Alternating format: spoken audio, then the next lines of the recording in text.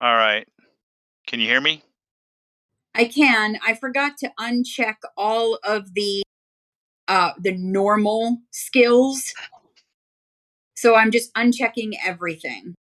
That's fine. You just uncheck. You do not uncheck force skills.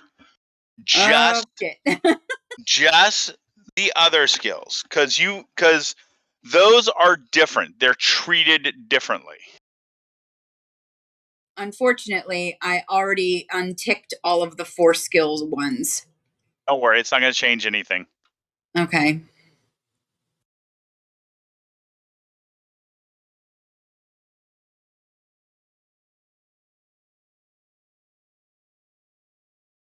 I'm not going anywhere. Okay. So I will look at the thing and choose my feats and choose my Yeah. skills and do the class skills. Um, so I think I'm good. I mean, I'm glad you were there to help me because I was like, well, shit. Yep. Of course I'm here.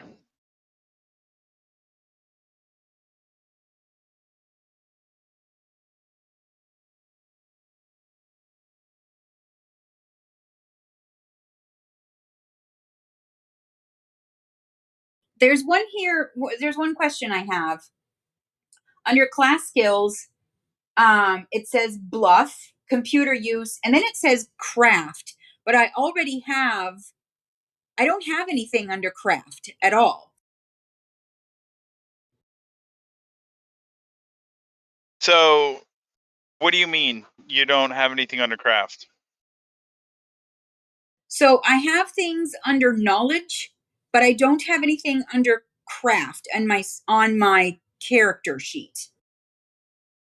Like I have craft. You just gave me um hold on a minute.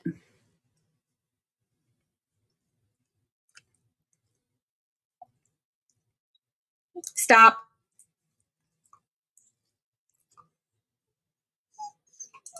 What do you mean stop? Oh, I was talking to the dog. I didn't know that you could hear me say that.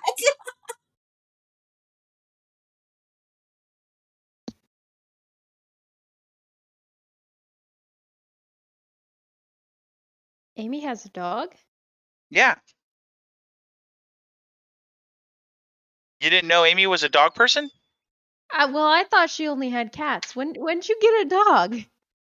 I'm house sitting in Really? Cape Coral. Oh, right. Okay, so Mike, um, I have entered on the class skills for Jedi Consular, but so when I'm looking at my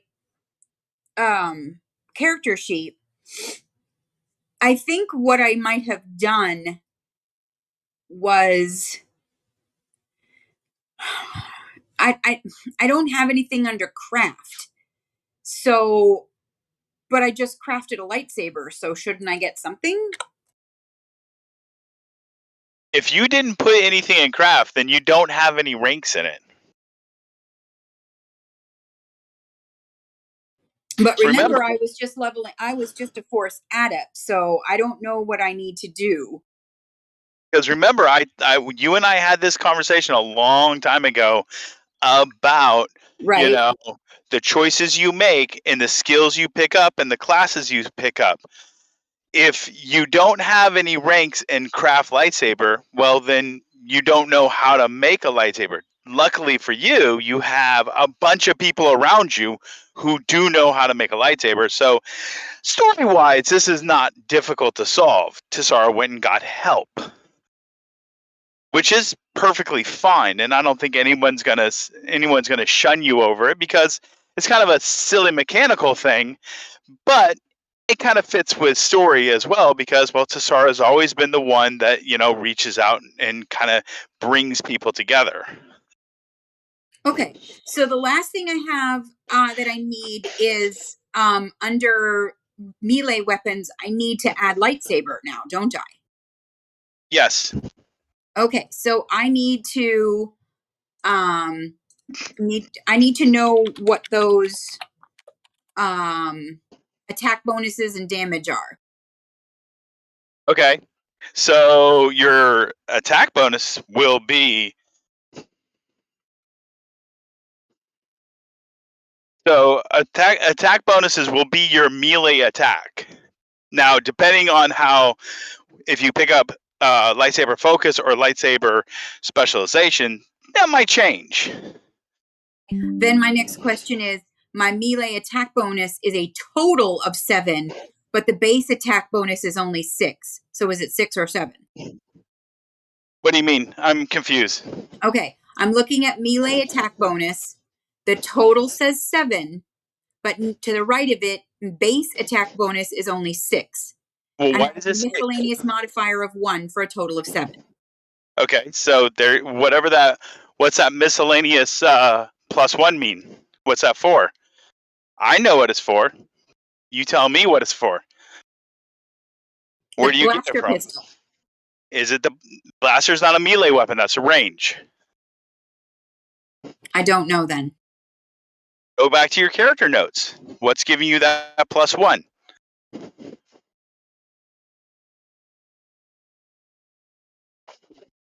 The bow? Is it the bow, or is it the talisman you made?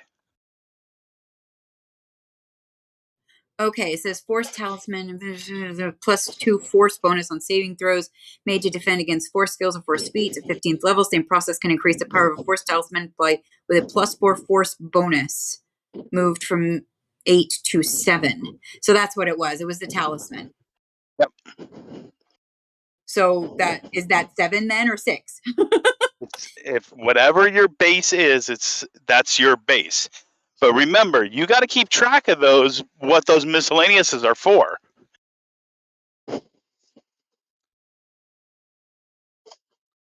Okay. Then what about the damage? What's the damage? 2d8 is your damage currently, but as you go up in ranks in Jedi Consular, that damage will increase. Okay. So is there anything else I need to do? Not off the top of my head. Most of it seems pretty much housekeeping. Okay, so do I get a force point for leveling up? Everybody gets a force point when they level up, so yes. Okay, good. Then my vitality and my wounds, do they go up or down? Your wounds will never change as long as your constitution doesn't change. However, you do get new vitality, and I don't have the book directly in front of me. If I remember correctly, Consular goes up by a D8, but I could be wrong. Somebody will have to double check that for me. Okay. I've been rolling the default dice on the character sheet this entire time for that. Okay, I am done and I do not need to Bogart anymore. I think is there anybody else joining us yet? It's 7:34. Jess and Nova are on a date, so they're not going to be joining us tonight. We're waiting on the Duro, and we have no clue if Black Claw can come tonight or not. Right, he said he had a family meeting tonight. Where's Hadaza? I don't know. I almost forgot about Lily. Yeah. Yeah. I mean, we were going neck and neck on the bridge, and then she just stopped replying. I love the scene on the bridge, by the way. Yeah, it's really good. I'm enjoying it as well. And the first thing Asher does is goes in for that hug, and Cheerie's like, "You!" and calls him out. No, it's not gonna be okay. We should have listened to Ashanti. You guys were wrong. I'm well aware that Astra's people skills suck. Thank you. That's what Tassara is good at. I've noticed something interesting between the two. Astra is pretty good at healing physical wounds, but Tassara is good at dealing with the emotional stuff. Did you notice the real Astra's statement to Krisk about healing? I did notice that. I thought it was fascinating. I know, right? I bet Kitty missed it. Statement. I have to go back and look. It wasn't nothing important. Yeah, that's bullshit. Ask Amy. It was like a throwaway line, hardly even Well, noticeable. no, the other Astra said that Tisara was much better at healing. I remember that one. I know, right? Hardly important to know. Well, Tisara may be better at healing than that Astra. But what does it tell you? I have no idea. Kitty, if you were here, I would put you in a headlock, take my knuckle, and rub it against your scalp until you started to squeal. You would get bit. Like, I would try to draw blood, Mike. Don't fuck with my hair. It's a pain in the ass to maintain. I don't need you fucking it up more. Jesus, Mike, are you all right? You're panting like a dog. He's got That's weights because on his ankles and he's walking. I do. I got 3 pounds worth of weights on my ankles, and I'm trying to push for 225 now. Awesome. Did you see my post? Yeah, I thumbs upped it. I am so excited. I can't not believe that we did so well. Kitty is almost to 170. Yep. I'm dropping like lead balloons. Even Nova lost a couple of pounds.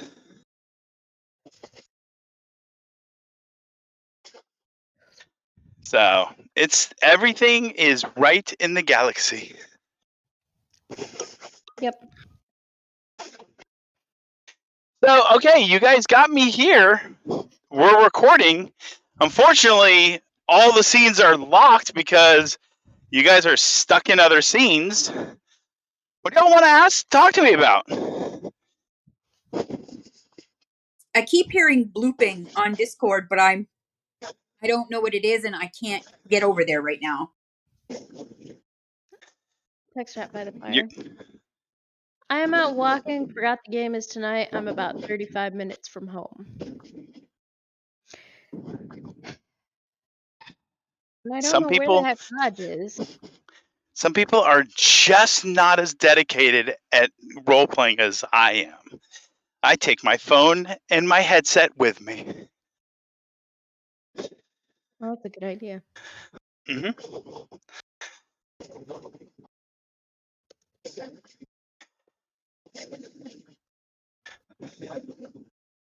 Oh, I heard a boop. It's a Hodge.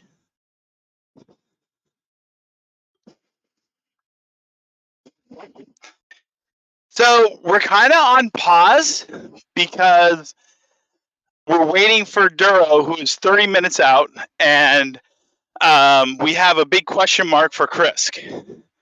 Krisk wasn't sure whether he was going to come. I've been talking to him most of the day.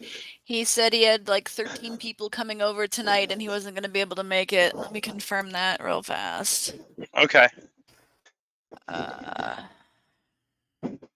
Because unfortunately, Amy and Chris Tisara and Chris decided to pause their scene in lieu of tonight.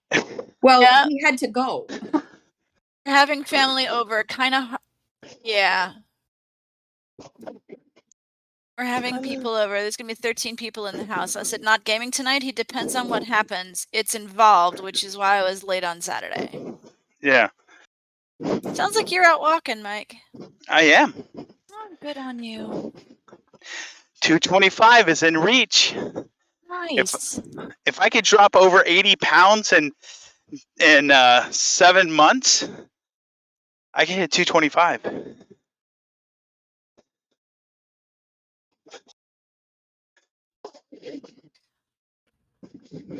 Nice, that's awesome. Yeah. Daryl said he can use his phone, but don't blame me when I'm breathing hard, distracted, not able to roll the dice. And this is Mike's doing the same, so you'd be in good company. Oh, and Chris is again flying in from the side. Well, you guys tell me what you want to do. We can do Q&A, we can do character development and conversations. We can do retrospects. We don't have to get into scenes right now. I mean, honestly, I really am enjoying the unfolding of the scene on the bridge of the Gungnir. I don't understand why that in between started, other than to get everybody on the bridge to have the arrival of Voss's ship. I mean, like, that's, to me, that sounds like the only reason that scene happened at all. Possibly. I think it's still ongoing though, because I think Hodge was the last person, or was the next person. Hodge If it's Duro. responded. Yeah. It's Duro we were waiting on. Yeah, Duro's on the Gungnir, right on the bridge of the Gungnir, and he just received his briefing from Hodge.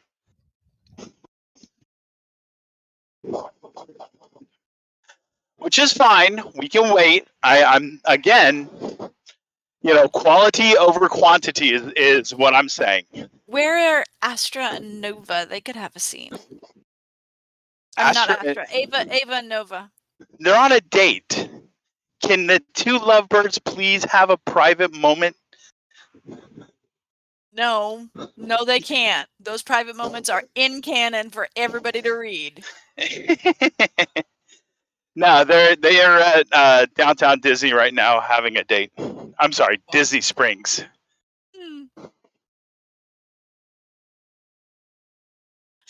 I don't know how you can walk in this heat, man. I was about to say, how the heck did they get all the way over here in a day? Because downtown Disney's on this side of the states. What? Downtown Disney started here. Just keep that in mind. I'll have to go look that one up. I don't remember.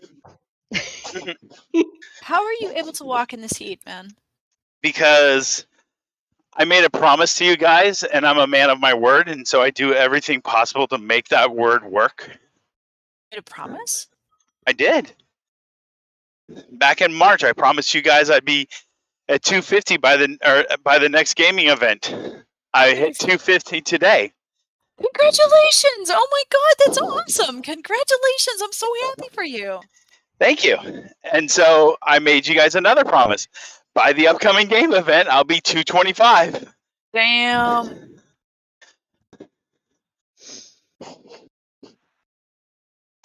And if I'm lucky and devoted to my goal, I might even be 200, which would literally put me at my ETS weight when I got out of the Army. Hey, I heard a bloop. I heard a bloop too.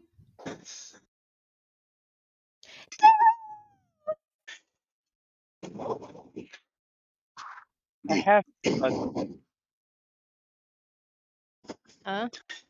We need to get that man some headphones and a microphone. All right. Excuse me.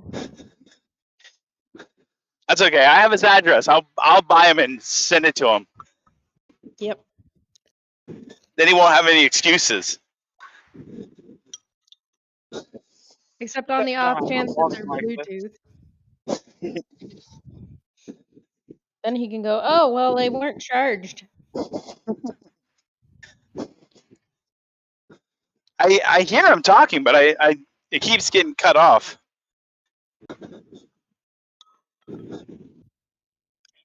That sounds like a you problem. There we Probably. go. I will beg you to never ever use that phrase again a good day in your life. At least not in my presence.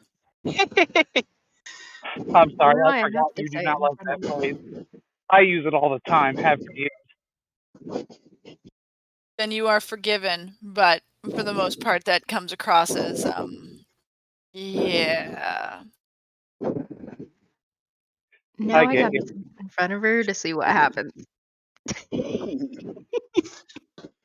Say that again, Kitty? I said, now I gotta say that phrase in front of her, like in person, to see what happens. Amy? Kitty, Amy- Kitty, do Amy- you remember my conversation last night? What I was telling you about the things that I want to explore. You just answered one of my questions, or I mean, one of your own questions. Which is? The who question. Amy, would you like to explain to Princess Astra exactly what will happen if she tries that?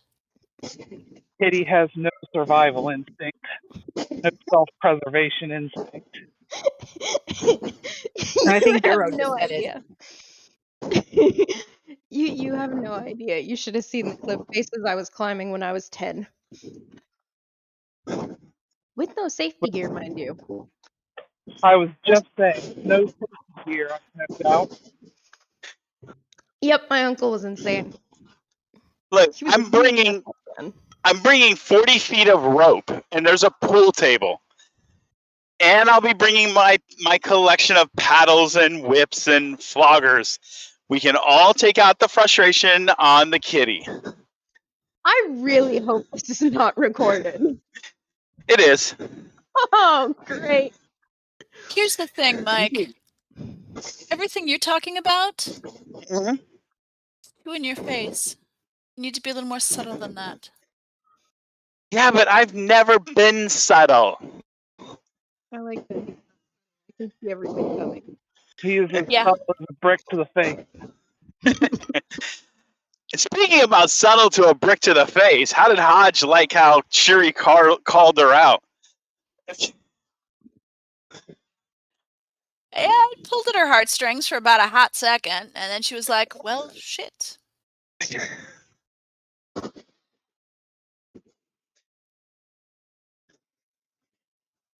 Duro, are you in a position where you can continue that scene, or if not, we can just sit there and BS until you get home?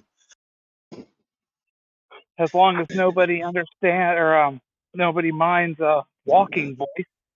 What are you going to do with that 10%, man? When I suddenly drop out, you will know that I have lost power and the phone is shut off. How about this? We'll just continue chit chatting about what's going on in the game, character development, anything game related, until Duro gets home and can take over, and we'll have that scene, or we'll finish that scene. As long as there is no dice rolling and I have charge, I am okay continuing the scene. I can't guarantee dice rolling because I don't know what decisions you guys will make. Duro just wants to get caught up and maybe suggest to Astra that if she suspects Quinn may try to do something, that she reverse the emitter matrix in her lightsaber.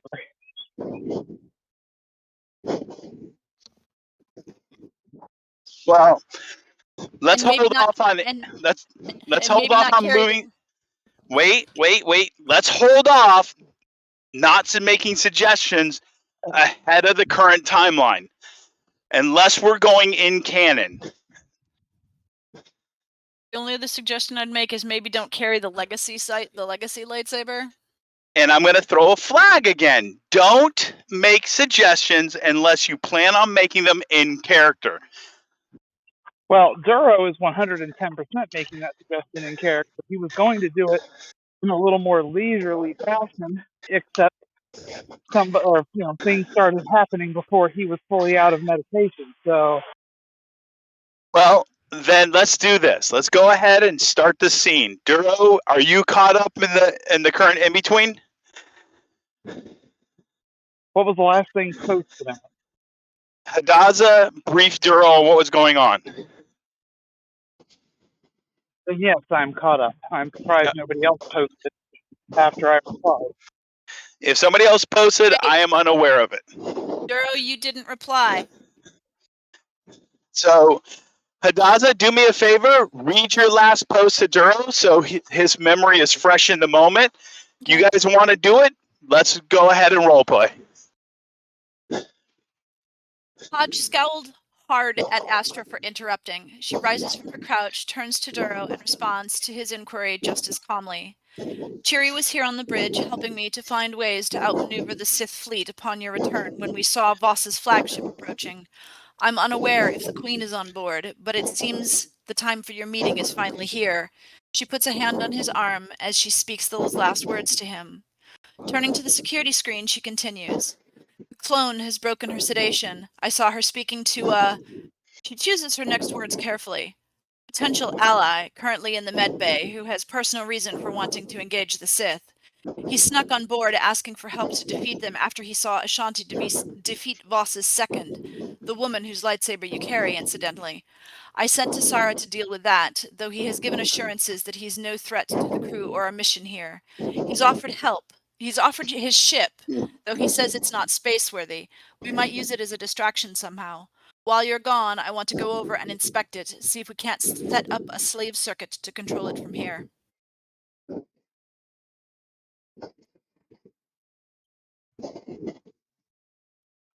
Yes, Safara had told me of the security situation. I was hoping to have a meeting of our senior officers as they are, but seems that we are out of time. That's an understatement. Gungnir will speak up. If Hodge is I'm sorry, she won't say Hodge. If Hadaza is leading a mission to the Pakash downed ship, then I must accompany, especially if the goal is to create a slave circuit. No one knows the circuits of the Gungnir better than I do. And she'll look to Hodge. Leading the mission is well within your capabilities. Succeeding at such a mission is not.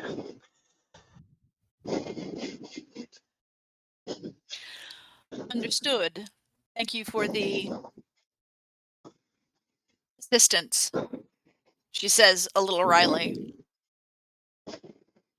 Are you still planning to take Astra with you when you go? If that is her desire.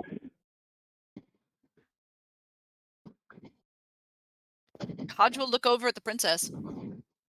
Master, I'm not sure this meeting with the Sith Queen is a good idea at all. Look outside the ship. They control the ground. As soon as we leave, they'll attack the Gungnir. Which is why it suggested to me that we take the girls into the sewers to hide where other Astra showed me they will be safe from protection and with the Force. Other Astra would have to guide you there, of course, which means that she will have to this plan.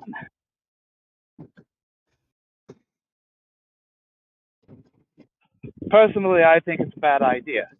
If we leave the Gungnir undefended, it will be that much more difficult to use it in our escape. They're going to attack either way, whether we're on board or not. The question is when they attack, if they destroy it outright and all people on board, or if they board first, take us, and then destroy it. Especially if we are gone, they will not destroy the ship. The Queen knows the tactical usefulness of having a known rally point for us. If the ship is still in existence and in flying condition, she knows we will return to it and will have forces ready to capture us upon that return.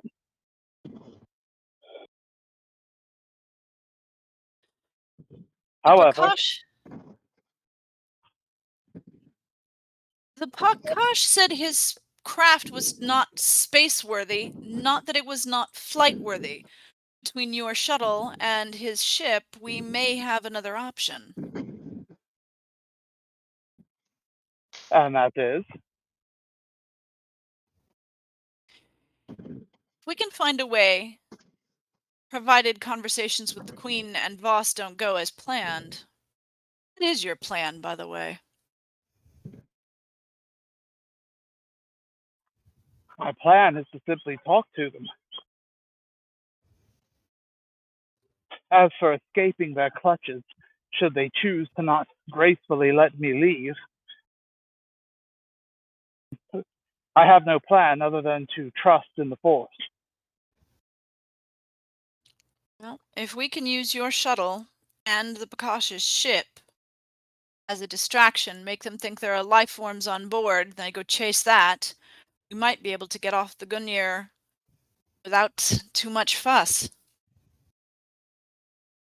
Especially if we can relocate it outside of their direct line of sight. Send all 3 ships, maybe.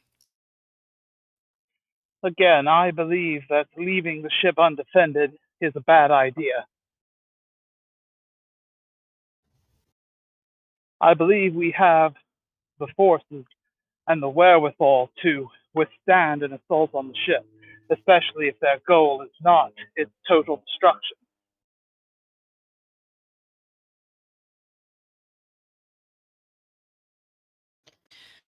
Tassara and Kreist and 9 little girls. Oh wait, the girls are going to be going with the other Astra down into the tunnels. That is on Who's the assumption that she agrees to guide them. We have no such guarantee.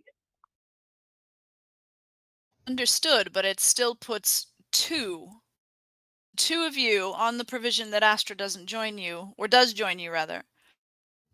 2 of our people against an invading horde. Don't like those odds. Ashante does not like them either. She's extremely agitated, Master. She warns that this supposed peaceful negotiation is not what we think it is. If we leave this ship to go talk to her, they will attack and try to capture the others. They're not going to let us leave without a fight. Luckily for you, since our last conversation and the chaos that preceded it, I have updated my database for tactical analysis, says Gungnir.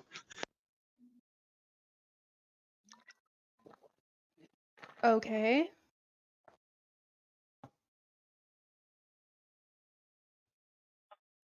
And what is your analysis? That would depend on what the intended goal is. Assume the goal is to escape, to break this blockade and flee war canals. We are not trying to destroy the Sith Queen or her fleet. We are simply trying to live to fight another day. Is it an assumption that the least number of casualties among the crew is required? Yes. One moment.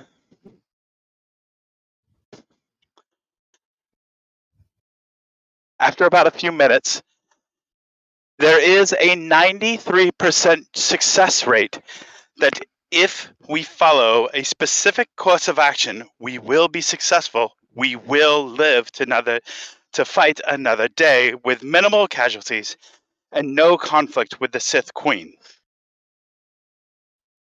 What's All right, that? and my question is, who are the minimal casualties and what is the course of action? The course of action is simple. Give the Queen what she wants.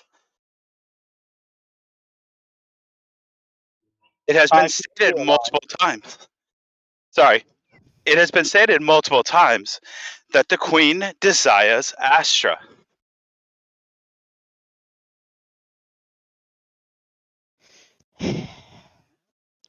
An astral put her hand to her head. Fear not. We are fortunate. We have a resource that the Queen is unaware of. We have 2 Astras. You are a member of the crew. Therefore, contract prohibits any needless, reckless, or needless or reckless risks to your life or well-being. We do not have to pursue that path. We can't hand the other one over to her.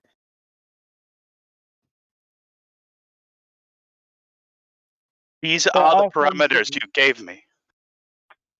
Yes, and I'm afraid there are some factors that you are incapable of accounting for. I apologize for my inadequacies. Well, they are not your fault. Suffice to say, we cannot give the Queen what she wants.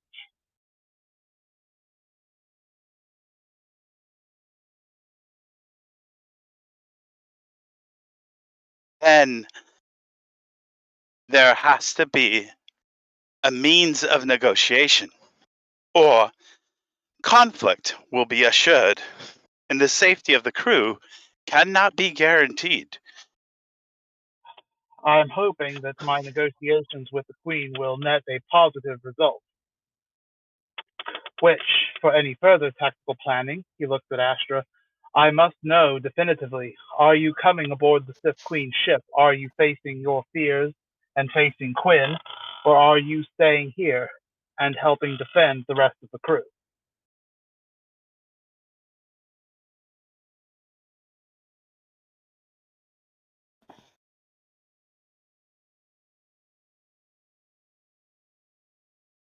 Astra looks torn. Astra, you need to choose. All of the next part of what happens is based on your decision. We have to make tactical decisions based on your choice right now. Gungnir shudders a little bit, walks back to her station, inserts her spike. I am tracking a second ship on approach. Flight path, stand by. 32 meters off our bow. Craft is unidentifiable. There went Duro. Ah! Oh Okay, no. we'll pause. Well, he did say that his battery was at 10% on Yeah. text chat, so that's a thing. That's a thing. Okay. Well, I mean, this gives Astra plenty of time to start thinking about, holy shit, what the hell am I going to do? Holy fuck. Oh. I'm kind of glad for that. Flip a coin. That's hilarious. I mean, that's how I make 90% of my hardest decisions. So what Astra is dealing with is, on one hand, she knows that she's gonna have to face him eventually. On the other hand, she's got Ashante freaking out, bouncing off the freaking walls inside of her brain, going, "This is a bad idea. We're gonna die." And Ashante doesn't typically act like that. I was gonna say, that doesn't sound like anything I can imagine coming out of the hell of his mouth at all. Don't pitch, and we'll start there. Yeah, I suck at imitating Ashante, but that's the equivalent of what she has done. All right, so we're talking out of character, right? Yes. Okay. So there is another Astra aboard. Do y'all think that maybe she should be involved in this conversation or leave her where she is? Because I don't believe for a nanosecond that she's sleeping. I say leave her where she is. Say bring her in, let her have the conversation. My biggest issue with the other Astra going to do this is, one, they don't have the advantage of Ashante's abilities. And two,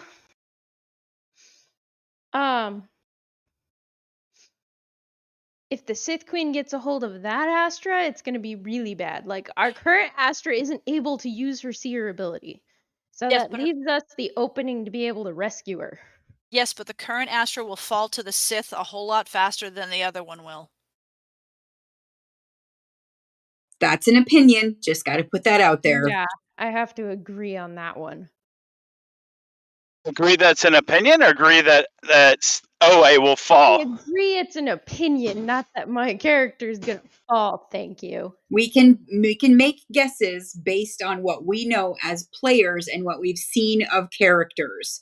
So I'm not dissing Lily. I'm just reminding everybody that is not a certain. That is an opinion formed for reasons. If we And don't put a leash on CA right now, she is going to run off to go sacrifice herself to the queen. If we keep an eye on her, she doesn't have the ability to gum up those works. That's true. She has an Ashanti with her, remember? Yeah, She but does. her Ashante is not as powerful as Astra's, and her Ashante doesn't have the Sith holocron and the Sith knowledge. And our Astra's Ashanti has admitted openly she does not know if she has the juice to do what is needed. The other Ashanti might. What would happen if the Ashantis met? I don't think they can meet. Why not? Astra can mind walk, can't she?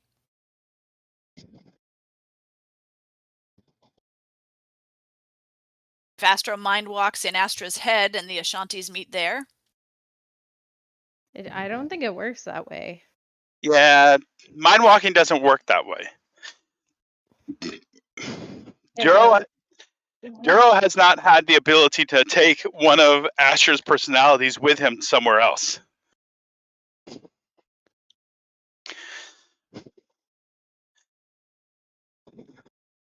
And the other Ashanti can't make herself visible the way ours can? Mm-mm. Because the other Ashante it's a clone. It's just the personality with this other Astra. It's just their personalities. As where Astra's Ashante is a living thing. Because our Astra went mind walking, and that's why her Ashanti became her own person, whereas the clone Astras did not. That's not true. Raxus happened after that. Oh, okay. I'm sorry, Yep. Raxus happened after that event. It just so happens that these entities are tied to my Astra.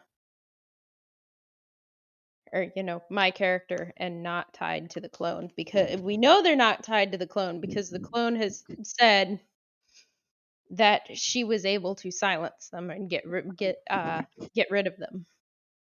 And keep in mind, Ashante became much more powerful as a self-aware consciousness after Raxus.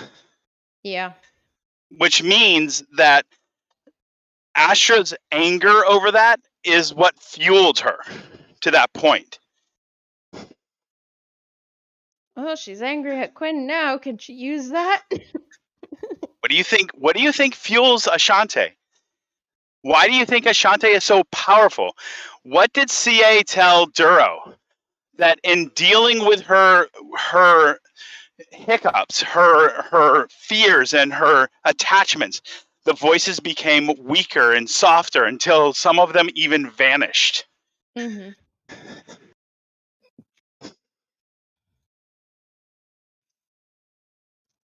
Well, I don't think that they're gonna vanish with Astra either way, though. I kind of hate to point this out, but again, speaking as player and not as character, the Astra that is in the med bay right now is fully prepared to sacrifice herself. Like, is saying to Kreist even, like, I won't see you again and stuff like that. Like, the girlfriend is like prepared. The only way that could work is if she allowed herself to be taken captive by the Sith and then committed Harry on the ship or something. Yep, that's exactly what I'm thinking.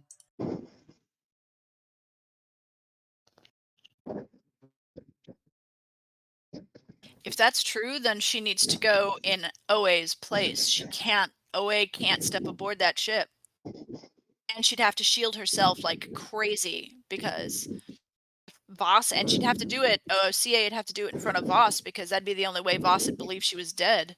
Stop looking for her. I heard a bloop. Yeah, but we still need the alliance with the Queen. Hi, Duro. Still need that alliance with the Queen. We do. But we can't do that if, on PC with no mic, he says,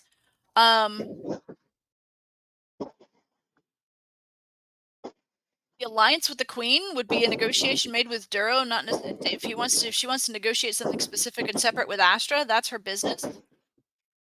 But can I out of character ask a question? For who? Just sort of the party in general. Okay. Is What it a? point? Hold on. Oh, go ahead. Is it a question to the player characters party or characters in general? To the players, Okay, not the characters. I will be quiet. When and where, and my brain has apparently lost this piece of information. Did we enter into this idea? Did we have this collective mandala effect that the Queen wants to negotiate fuck all? Only thing we know is that she wants to talk to Duro. We don't know that she wants to negotiate anything. We know what she wants. Again, the word negotiation keeps coming onto the table. When did this collectively become part of our mandala effect? The white flag. Duro is typing, by the way. Like the white flag and the fact that Hodge was given a message on the ramp literally saying that the Queen wants to negotiate under a flag of truce. Is that language correct? Does anybody else remember that?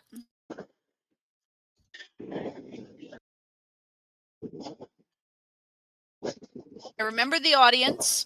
I remember a flag of truce. But yes, and I see Duro knows what she wants and why, and therefore must never get it. I concur with that as well. But when did it ever come out of the Queen's mouth? She wants to negotiate for anything. When Ashante Or the Queen's emissaries. When Ashante kicked the Queen, or when Ashante kicked that girl's butt. I'm looking for confirmation. 1 second. I mean, I could go back to the recording and find it for you. Hey, heavy breather, can you chime in? I can, but it was not posed to me. It was posed to the players. Therefore, I am not. How should I say this? It would be inappropriate for me to step on her request. Dear God, sir, please weigh in if you have an answer.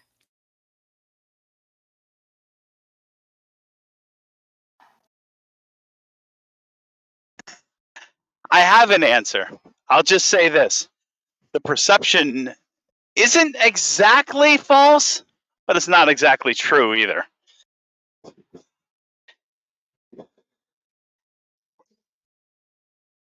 It's funny what cinnamons will do for player perception.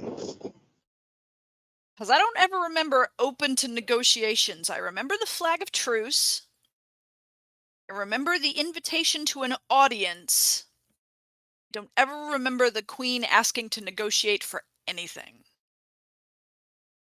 Perhaps the negotiation was assumed when it said flag of truce.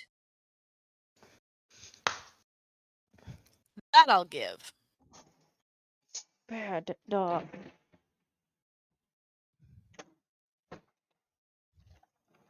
Mandela effect is not BS, Durham. Just saying, Wanderer. That's just too many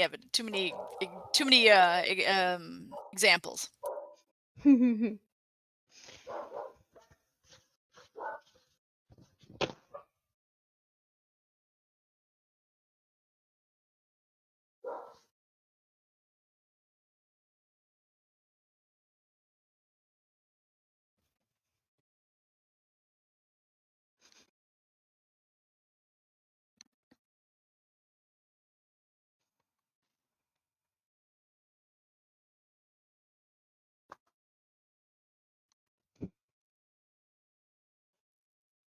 Kitty? Yep. Have you made a decision? Ouch. Give me a moment. I'm kind of cleaning up dog pee. Her decision. Read the dog pee. See what it says. Kind of like a fortune teller. You're not funny.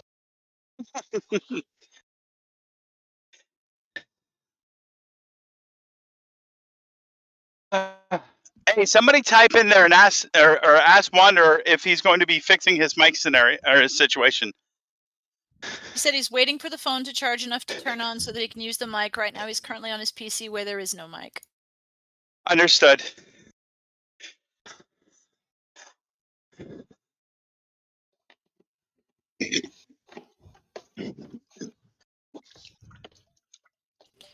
Amy, there's not a second floor to this house, is there? No? Why?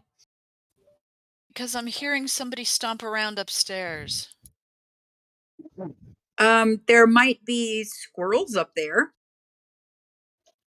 On the roof, I mean. Wearing elephants on their feet?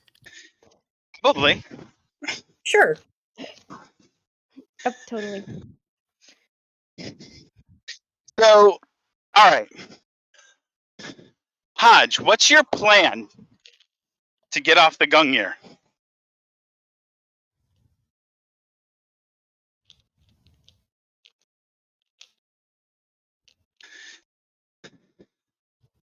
But hang on. Like, I know you asked Hodge that question, but she's second in command. Duro hasn't actually given his instructions yet. He did. That's his instructions. She's second in command. When he leaves the Gungnir, it's going to be on her. Second in command doesn't mean she needs to be micromanaged. He put her in second command to trust to carry out what he wants done. He's not going to tell her play by play what to do. And he made his wishes very clear. Stand and defend. Do not leave the Gungnir unattended. That said, get the girls off so that we as adults can worry about repelling attack without without putting the children in danger. So we need to get CA to take them. And I'm about to get corrected. Hang on a second.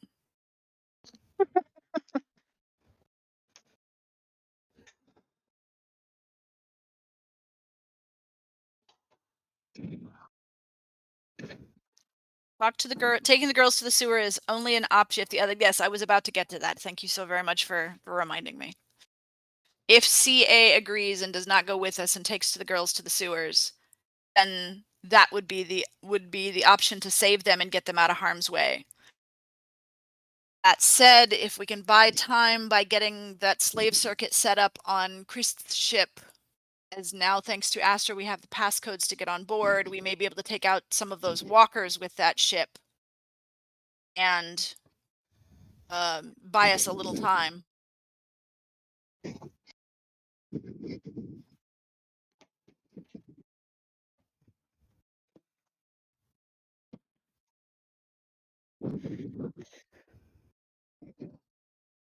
So the coordinates puts the ship 8 kilometers away from your current location. How are you going to get there? Jesus. Well, that would have been my first question to Gungnir. Based on the information provided, blah, blah, blah. 8 kilometers? Yep. It crashed outside the capital city. I'm being generous by giving you 8 kilometers. God damn it.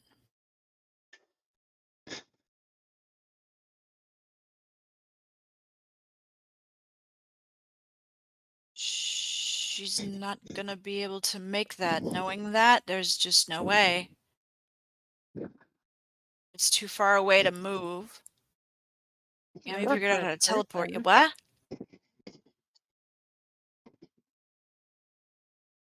There's a way to get there. What?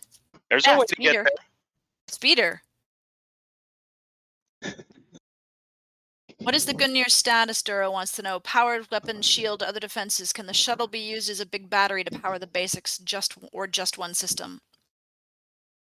To what end, Duro? Somebody's thinking, yes, the shuttle can be used to power basics, but because of the size of the ship, it's either weapons or shields, not both. Gungnir said that I was going to say shields. Gungnir said, however, that we had about 30 to 45 seconds to survive with attack of one of those walkers. So we're trying to shave some time off of move. I almost wonder if weapons wouldn't be the preferred system that we power so that we can fire on these things and take them off the playing field.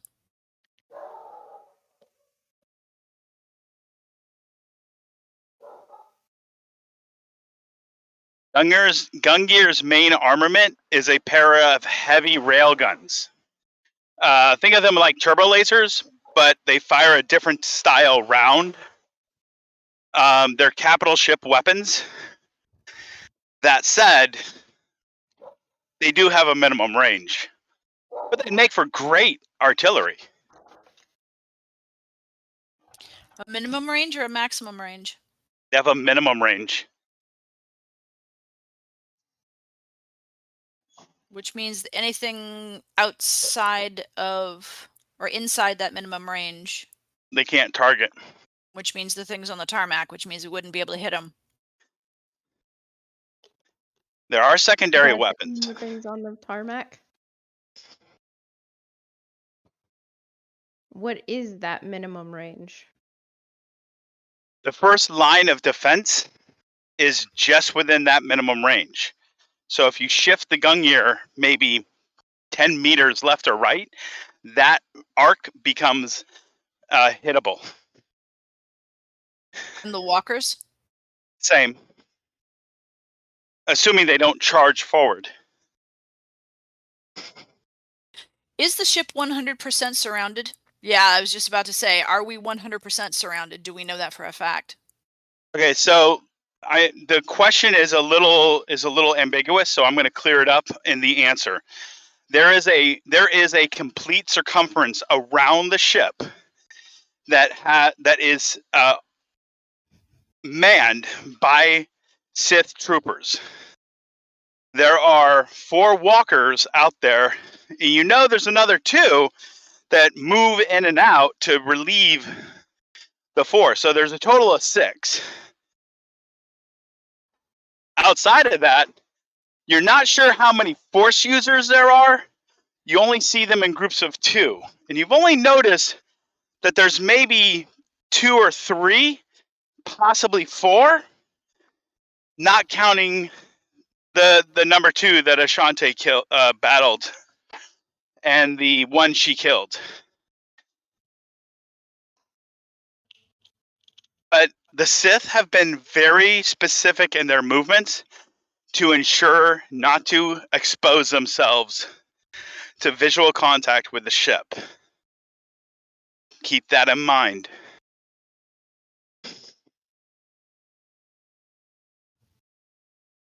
I'm not talking about their troopers. I'm talking about the Sith themselves. Plus, there's another ship that just landed. Off It the didn't- nose?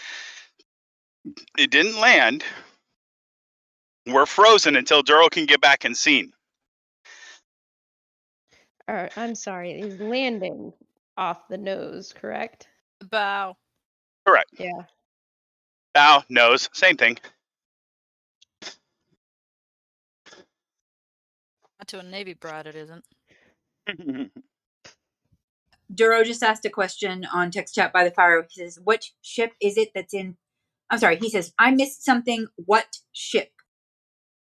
There's a ship that has been picked up on passive sensors, a second ship on approach. ETA, 15 minutes. Identification is unknown to the Gungnir.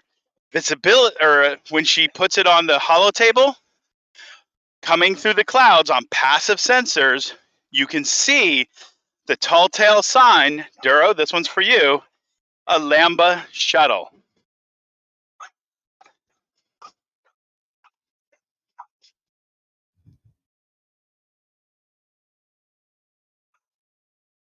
Bigger or smaller than the one? As for the uninitiated, bigger or smaller than Foss's? Much smaller. It's roughly a little bit bigger than Duro's personal shuttle. Hold on a second. What the hell would a shuttle be doing out there? That's a ship. I knew that. Thank you. Voss's ship is the capital ship. It is. It's the Voss's flagship.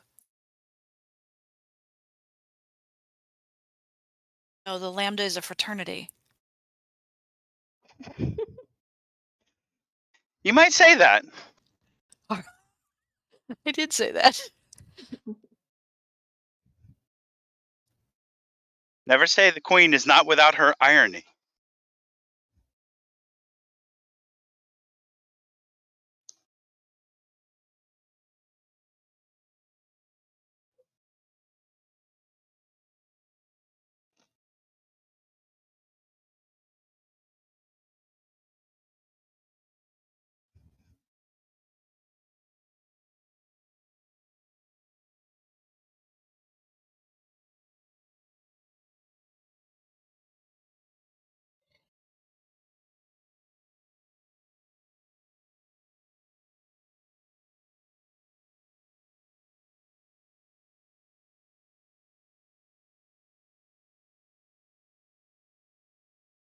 Okay, I have a dumb question.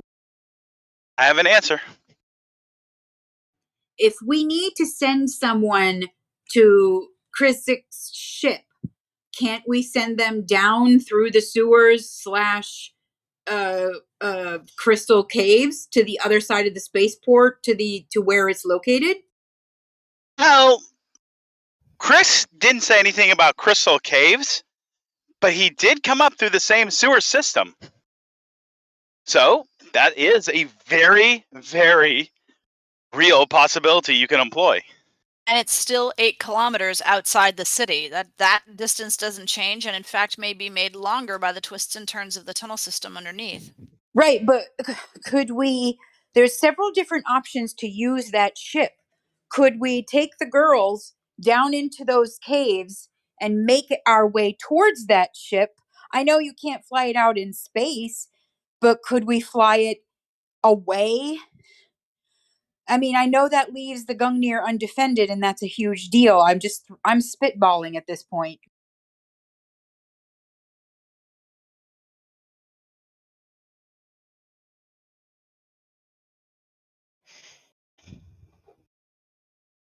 Well, I mean, that ship suddenly powering up and going somewhere would get the Sith's attention pretty quick. Maybe. At So eight, it at could be 8 a kilometers huge away? distraction. While they're watching you like hawks.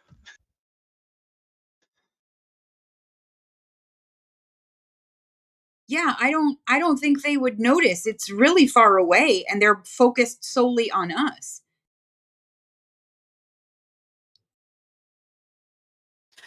No, that's kind of why I wanted Gungnir to go and create that slave circuit so that we could do exactly what you're talking about, or better still, stay on board the main ship and be able to fly that monster.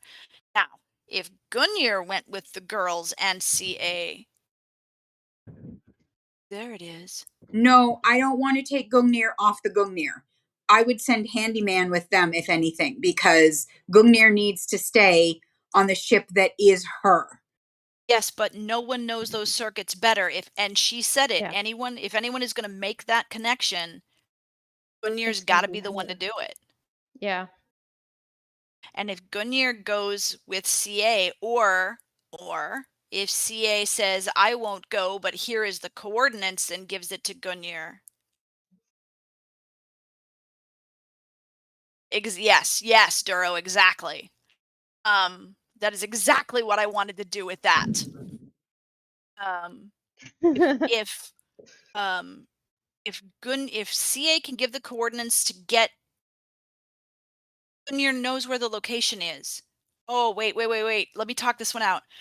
Gungnir knows where the location is because Vakash gave it to Astra, who sent it via video, which means I can give the location to Gungnir, who can find it. We can buy the 8 kilometers in time for Gungnir to take the girls, to get them underground, and then continue on to the ship, make the connection. She can then get back off, go fetch them in the underground tunnels, and we can control that ship from the Gungnir. So I'd like to offer a suggestion. Yes, please. Not as storyteller, just as a fellow person.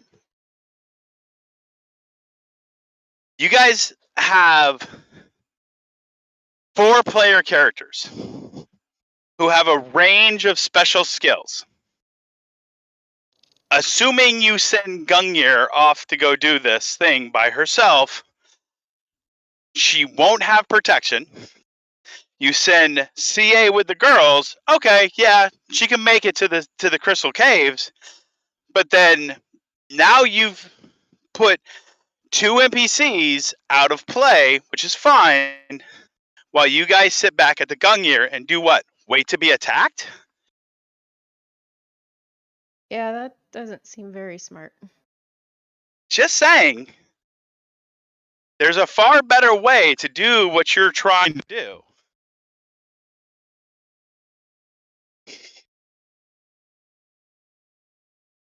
How do you ensure success for Gungnir if you're not there? Or are you just trusting that she'll be successful in an occupied city where there are no droids?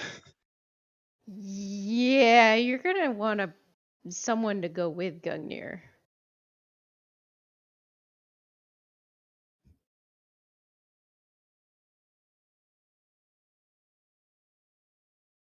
Well, Tassara could. Or you could send the Pakash. That would make sense. I mean, he will blend perfectly. Because the Pakash are local to the To the region. planet. Yeah.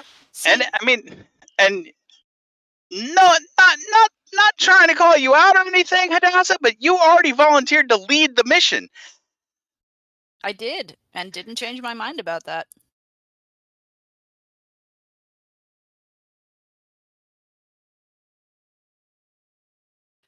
But the more people that go, that leaves Tassara there by herself. The ship's not unmanned, but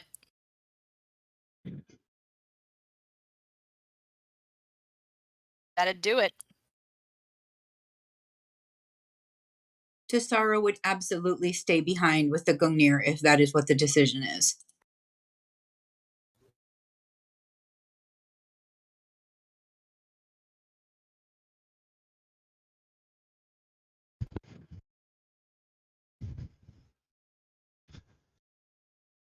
Well, again, even if we leave the ship unmanned, it's not like the Sith are likely to destroy it. Because they think it's a perfect trap. Well, they might think it's a perfect trap. And Priest has just proven that he got on board and didn't nobody see nothing unless he killed whoever it was that spotted him, and that would have raised a ruckus. So he got on board the Gungnir without a bit of fuss. Which means that we all can too, especially if there's somebody on the inside to open and close that hatch. Yeah. Yep. You don't have somebody on the inside to open and close the hatch. Handyman. Handyman.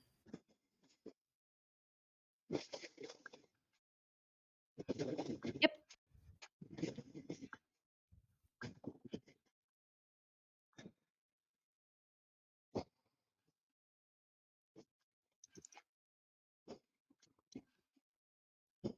Okay, so 2 questions. If this is the plan that we're discussing as players, we still have to play this as characters because Duro isn't yet able to have a mic. And Somebody 2, reading text chat by the fire. right. Oh, Oh, yay, he's hi. back. Okay, the second question is the decision Astra has to come up with still hasn't been made. I know you were dealing with animal shit, but Animal P. She did make the decision. I typed it into the. Yes, and I acknowledged it. She said she will be going with her master. sorry, I missed that.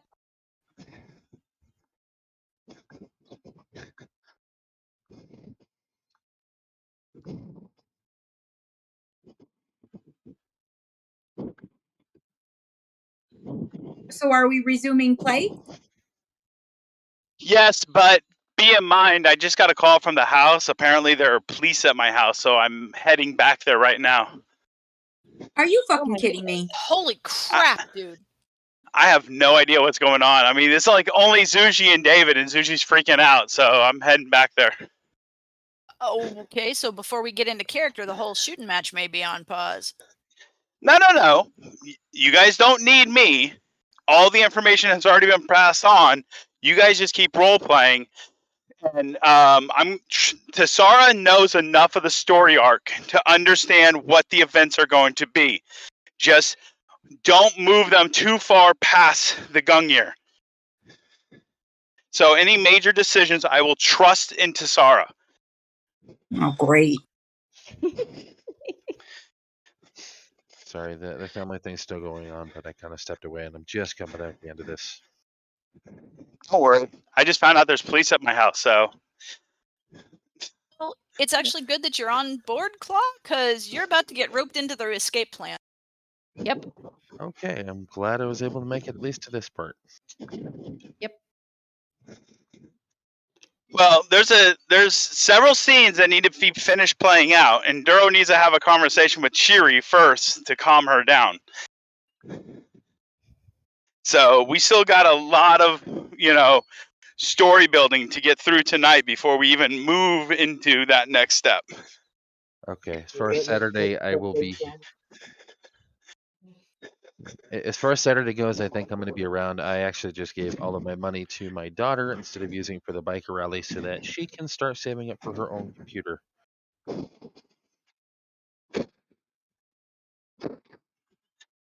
Told you the game's addictive. This rally actually means a lot to me. It's for bikers against child abuse. But my daughter, talked to me today, and I think it's more important that we get her something that she really, really, really wants because she's willing to earn it. I can't fault that. Makes sense. So yeah, I took basically the last $100 from my wallet and said, okay, this is the first step, so I'm not lying to you. Okay, so what I missed? Clearly that's not my ship, and I don't think anybody's found a way to get my ship there to play bumper cars. It is your ship, and yes, we have. Please hold. Oh, cool. Yep. Wait, what am I holding on to? Really want me to answer that? It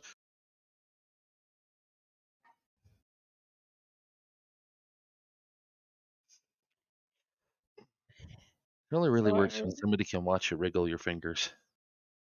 Yeah. Otherwise, I just sound like Dr. Evil.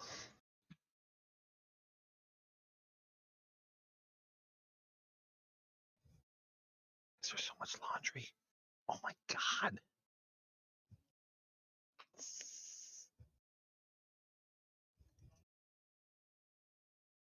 What I'm wanting to know is, are we going into scene or what are we doing? I can only be down here briefly. I still have to go upstairs to make sure everything's going. I came down to check on my daughter and figured at least check in so you guys know I am watching. Anything that pops out, I can at least try to reading it back to you guys. Well, we can't do anything until whatever is happening at Mike's house has been resolved or settled. No, actually, we he said can. he told us to go ahead and play without him. He's listening, but he's got to deal with the business and that you were in charge, Aim. I know, but he plays Cheery. We can, but Cheery still has to be dealt with, and he plays her. So yeah. So basically, his advice was don't go past Gungnir. So we do what we can. That's a conversation between Duro and Astra at the very least. Yeah. Well, here's another idea. Like, if you assume for a moment that Duro has stepped aside to deal with Cheery, then Haj and Astra can start discussing what we discussed. And remember, Tasara and Kreese are still in the med bay. So if you want to call Tasara and tell her to get her skinny little ass into the bridge, you can. That would also be a good way to move things forward because we're at a point where he's given important information that she could use to help move the story along. Indeed. Such as things like artillery placements, ammunition stores, unit numbers. Hang in there. Sorry, I'm folding laundry at the same time, so I'm kind of got a good tempo going. Yeah, Well, no, it's all good. that might be a conversation that happens between Hodge and Grisk or Hey, Crisco. Crisco without the co. Krisk. After Duro and Astra have left. Or it may happen there on the bridge, well, in the midst of everything we don't know. Now, Duro and Astra, or Duro, Astra, and Astra 2? I'm a little confused there. No, my character.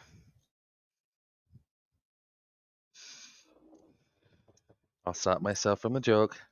My head is spinning. There's some reason Traveler has his camera on. Wait, his camera's on? His camera is on. He probably did it on accident, y'all. All right, well, this is getting juicy. Let's see what's going on. Oh, damn. Yeah, I did it a moment ago by accident myself, so I get it. Okay, so let's get this bad boy moving. Oh, days. Yeah, I was trying to ask, what actually are we doing? Give me about 5 minutes, and then I'll relieve Amy. But for now, there needs to be. We got to finish what's going on the bridge, and Tassara needs to join the bridge conversation. That sounds great. I will step back from the medical bay part so that they can do that to fill in because I still don't know when I'm actually going to be able to sit down and do this for more than 30 seconds.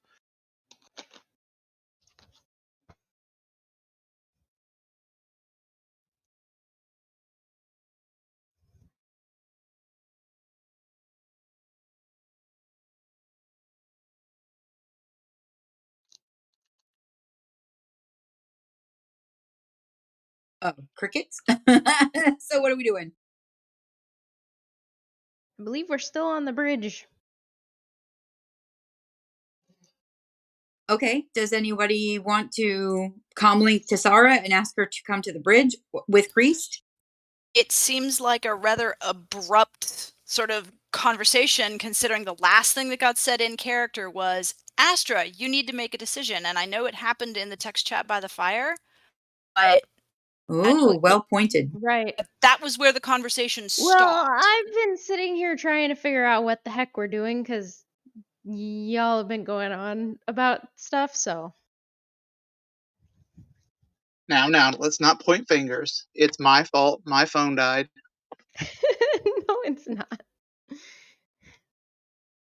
Anyway, so we'll just resume where we left off then. We all know what the last line was. Astra, take it away.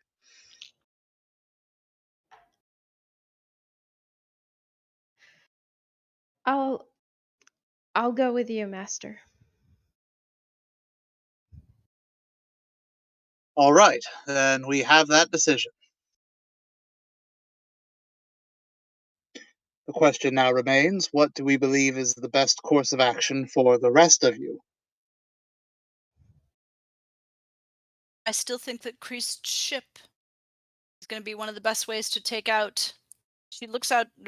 She had closed, by the way, and I don't know who all missed it or didn't. She closed the blast shield on the front of the ship. So she nods her head in the general direction. That mess. We need to get to it. And it's just outside the city. Priest knows the armament. He knows what's going on inside it. Move around very freely in there. Assuming the shuttle on approach is my ride to my date with Destiny, then do we have time to get to that ship? Everyone expects the Gungnir to be attacked as soon as Astra and I leave. Will you be able to hold out, keep the Gungnir from being destroyed long enough to get to that ship, much less slave it to the Gungnir and get back? You also said that you don't believe that they would attack if they thought it was abandoned. Priest has proved that we can move in and out of into this ship without being spotted. We can move out of it. And they think it's all boarded up. They may invade, see no one's on board, and without destroying anything, leave, giving us the ability to move into and out of this ship freely. They won't leave. They'll leave a guard or some ambushing force behind, because they know we'll be back, and they'll be ready for us when we do return. So no, they may not destroy the ship, but they certainly won't leave, and that will make things more difficult when we do want to leave. True, but they may not leave Sith warriors aboard. They may just leave guards. And, even if they do, who's to say they won't sabotage the ship, so that we come aboard thinking we are coming aboard to fly out of here at full speed, and instead we have to contend with the guards, and assuming they are defeated, we then find out the ship needs 45 minutes to power up from cold. The ship already needs 45 minutes to power up from cold, Master. I thought the process had already been begun. I beg to differ. Not 45 minutes.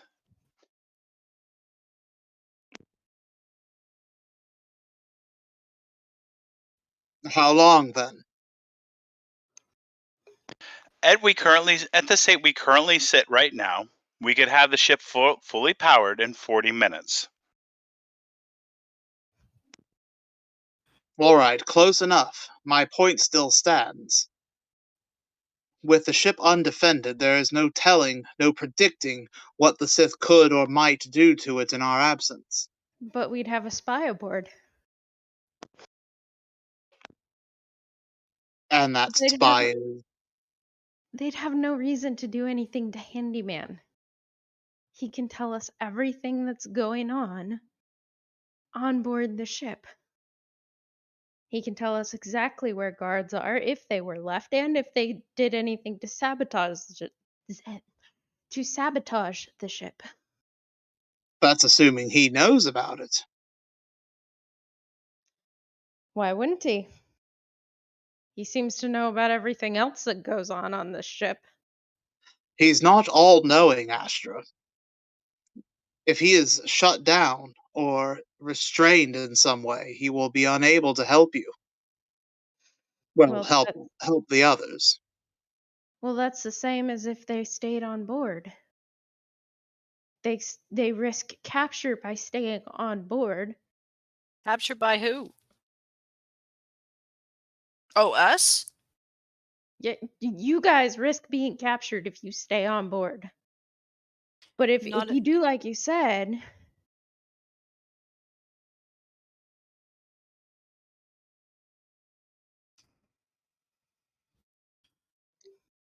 At the end of the day, the decision is mine and Hodge's. I can make my wishes known, but then as soon as I leave, the decision is Hodge's. We already know what our options are. We simply must decide what we believe the best course of action to be. Well, shouldn't we bring possibly Tessara, Krisk, and the other Astra into the loop? I've already messaged the medbay. They should be on their way.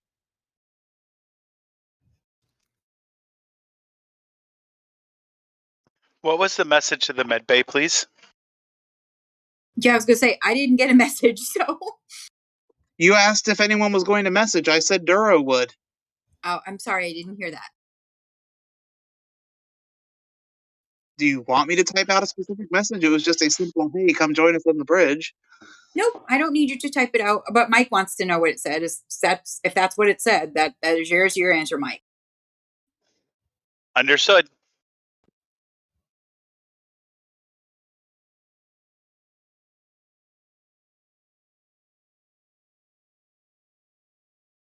Well, Tessara can be arriving right now. Yes, she is. I What brought about the Priest others? with me. And other Astra? Mike, is other Astra with me too? If she was invited, yes, she is there. I missed that part. I apologize. Yes, she would have taken her. Rather, would have asked, and if other clone Astra says yes, then yes, she would be with.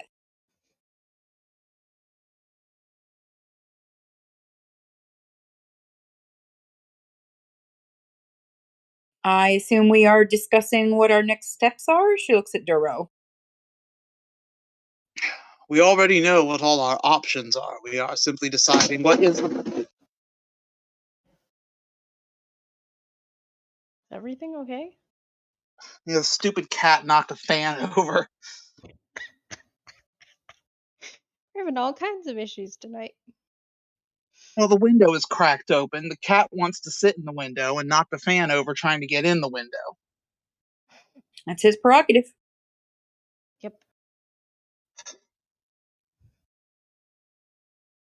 Just repeating his earlier statement. They're deciding the best course forward.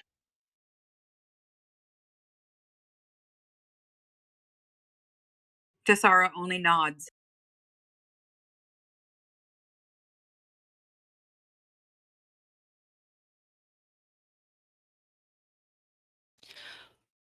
Why are we not sending Kriest and Gungnir in the speeder? Why are we forcing them underground? Kriest would meld into the populace and he'd be able to move faster. And if the speeder appears to come from somewhere around this ship, but not specifically from this ship, they shouldn't be hampered. Yes, well, the speeder is not going to blend in. You'll notice they have no hover technology. They use beasts of burden, or vehicles with wheels.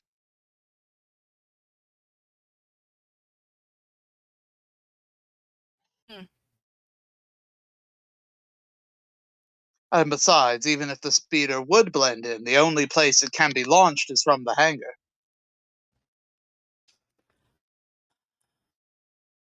I see. That is why, Underground it is then. indeed.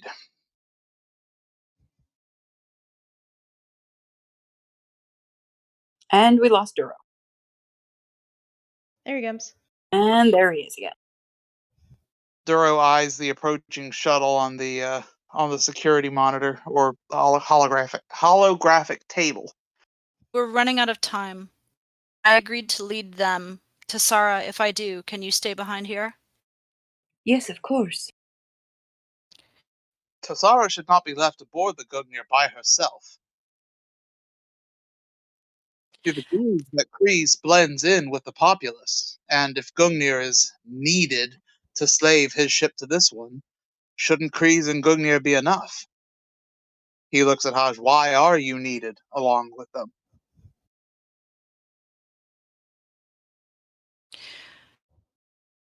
You're quite correct. So the plan is that I stay along with someone else. That would be me. I stay with you, and someone takes the girls down into the sewers to the caves? She looks at the clone. That would be you.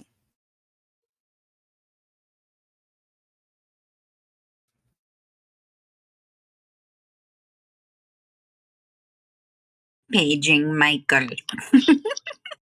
Sorry, my mic was turned off.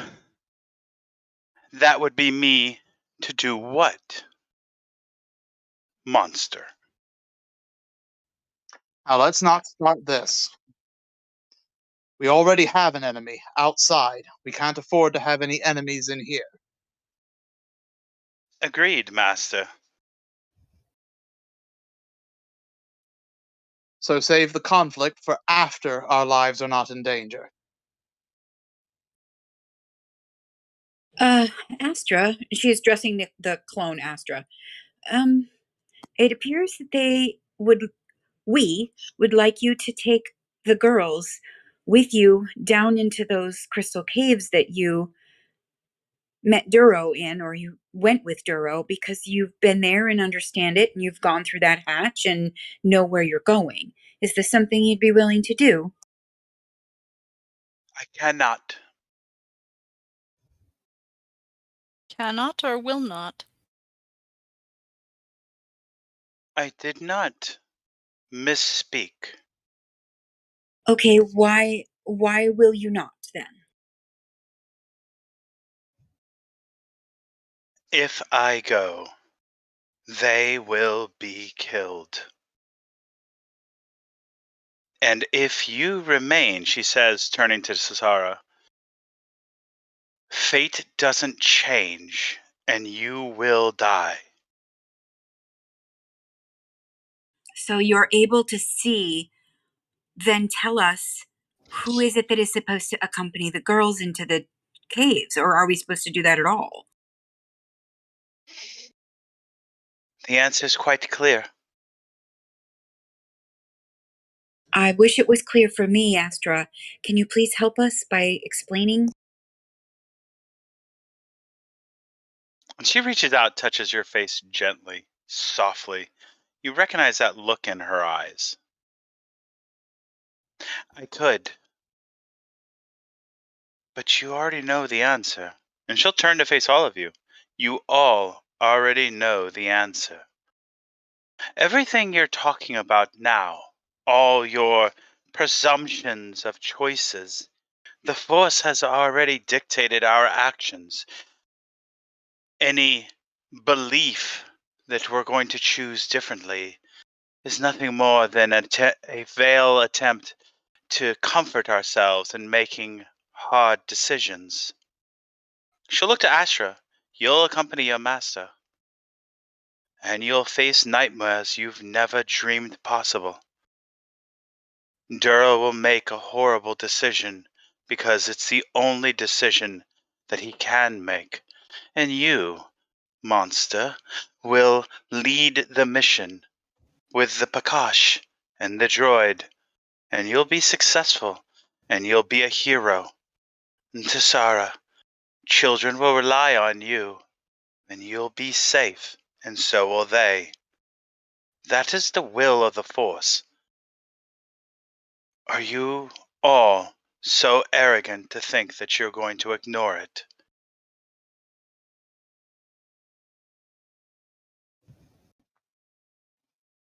And what is your place in all of this?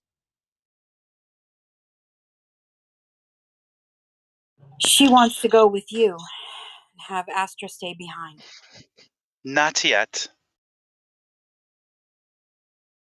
Not yet. But I will, as my master correctly deduced, I will have to face her as my final test. And in doing so, sacrifice my life.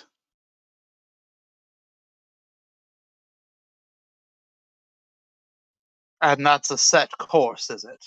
We have no say in the matter at all. Our choices don't change the outcome. It is the will of the Force, Master, and you know this. This is why you told me this in the Crystal Cavern. You know the truth as well as I do.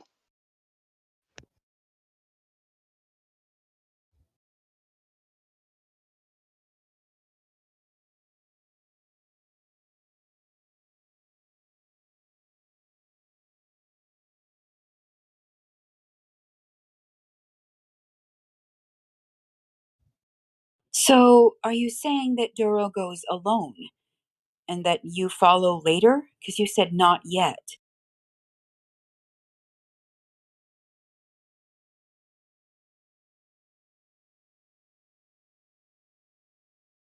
She will only look at Astra, because she had already spoken on this.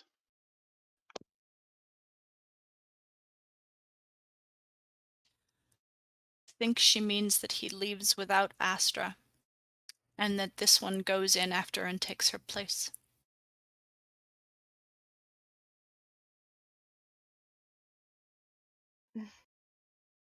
Astra looks confused.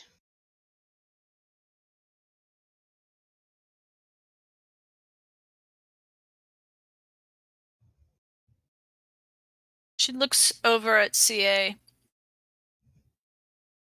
That Am I is not. wrong? That is not what I said.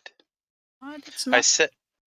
I Go ahead. said she will accompany her master.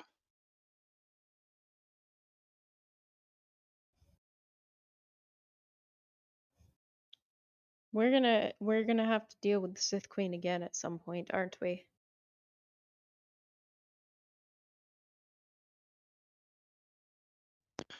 That I cannot see. It all depends on you two.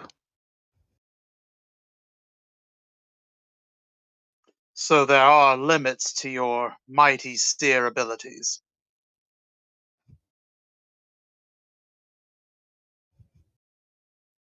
You call them limits. I call them costs.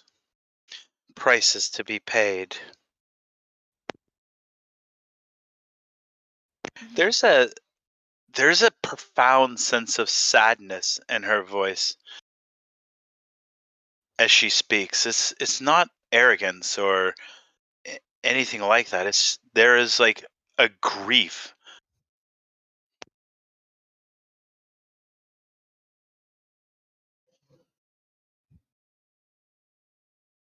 What has you so...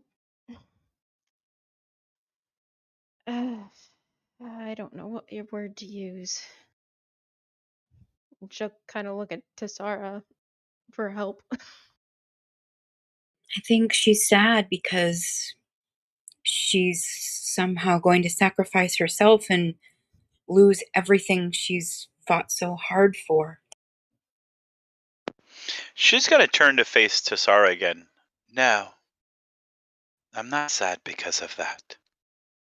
She'll smile kind of sadly at you, Tassara. I would never be sad to sacrifice myself for those I love.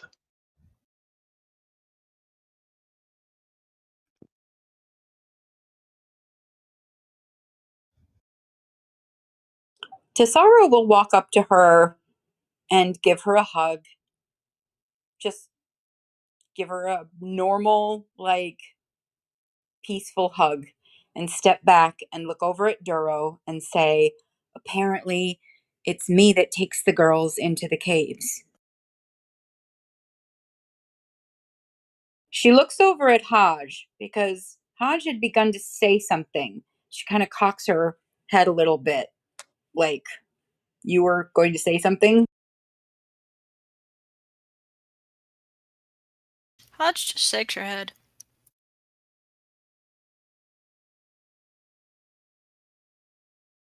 I'm going to go get the girls ready to leave. She steps back and turns and looks at everybody in the room and says, I trust in the Force. And so that's it. You won't wait for confirmation or instructions from your captain or his second. You will trust the Force and do what Other Astra has determined is the preordained, immovable will of the Force. She holds up her hand and smiles. She points at her comlink. I didn't say that. Either way, the girls need to be prepared. I am assured that you guys will contact me and tell me what else needs to be done. Duro will nod then. His comment gets an eyebrow from Hodge. And a slightly tilted look from CA.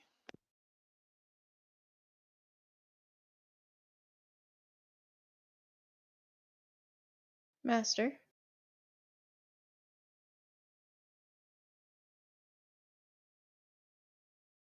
Yes, Astra. Cheery will be set with the girls, correct? Yes, of course. If they are evacuated.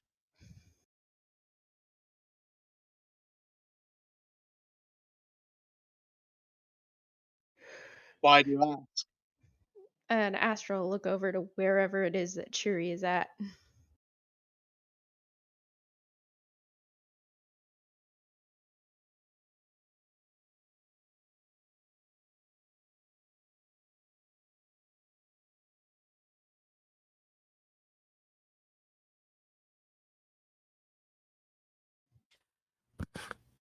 I'm just going to take the second to just lean over and put her hand on the upper pectoral of Duro and lean in and whisper in his ear, Tara, I've never heard you sound so resolutely against what you believe to be the will of the Force. What's going on?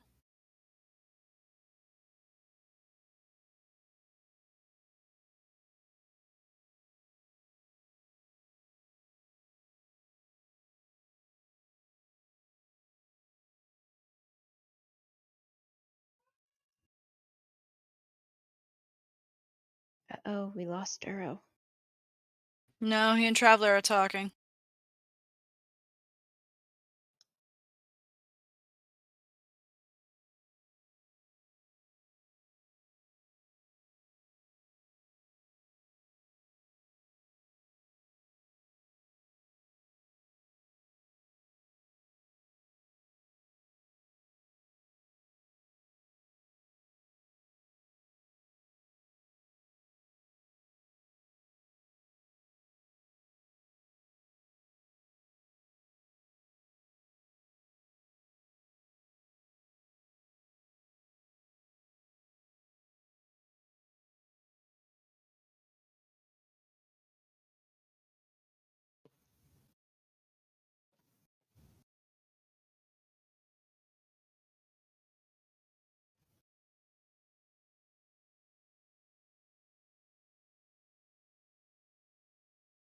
Are you guys waiting for us? Is the scene not going anymore? Yep, that's To, there. We're waiting on you guys. well, Hodge just asked Duro something. Oh, I'm sorry. I was typing and I was focusing on that. What did she ask him? Which makes sense if he's trying to communicate telepathically with CA. Well, yes, but thinking something is a lot slower than typing it. What did Hodge ask him? She put her hand on his pec and she leaned in and said softly in his ear, I've never seen you so adamantly acting. I've never seen or heard you so adamantly against what you believe to be the will of the Force. Is everything all right?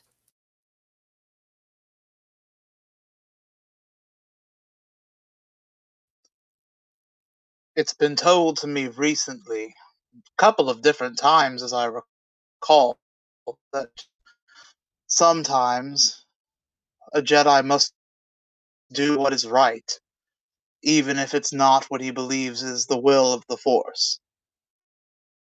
I don't believe it's right to knowingly and willingly sacrifice anyone to the Queen in order to ensure anyone's escape, or the rest of our escape. The only person who can make that call is the person making the sacrifice, which means the only person I can sacrifice to the Sith Queen is myself. I cannot order anyone to do it. And you Though I said suppose that is what a military commander must face every battle, every. Go ahead. if that person goes willingly. Seems to me that this clone is in fact doing just that. I am not a clone.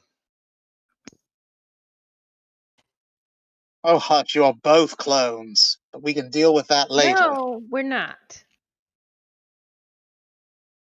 But you both can't be the genetic template either. And again, we are getting off topic.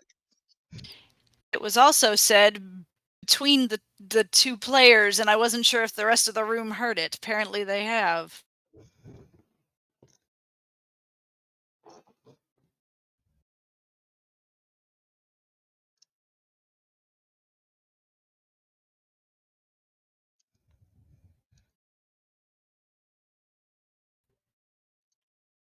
I don't mean to sound callous, and she'll look right at CA.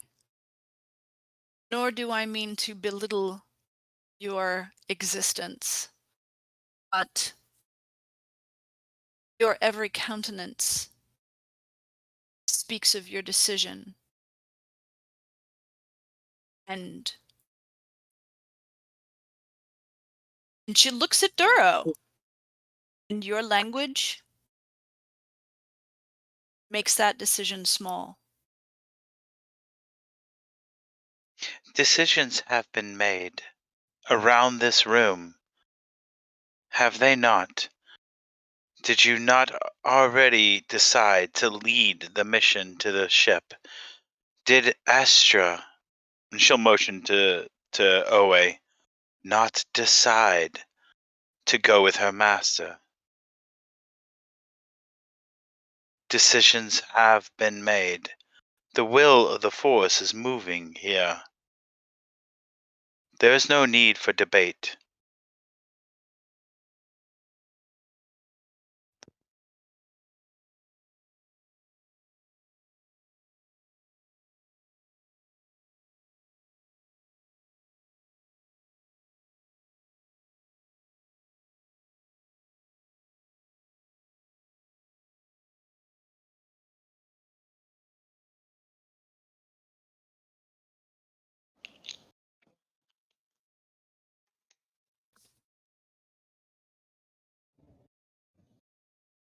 So how do we explain the two of you? She's decided to go with her master.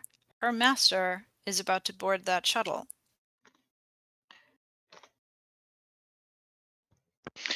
She will but smile to Hadassah. We trust in the will of the Force.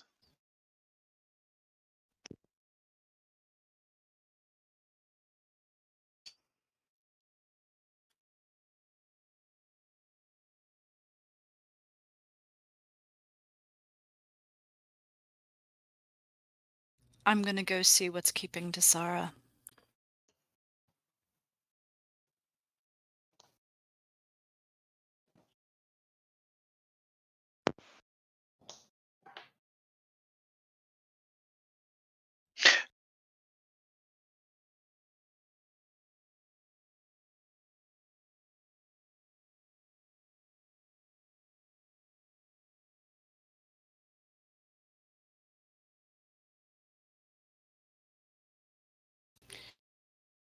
She stops just outside the door and says, "Kreese, come with me, please.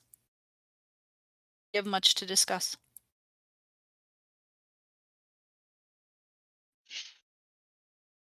I was going to leave Kreese in the medical bay so he doesn't have to have like the whole like, oh, you were here for this. Oh, okay, that's fine. Tessara had brought him along, but I can retcon that if that's because he isn't here. So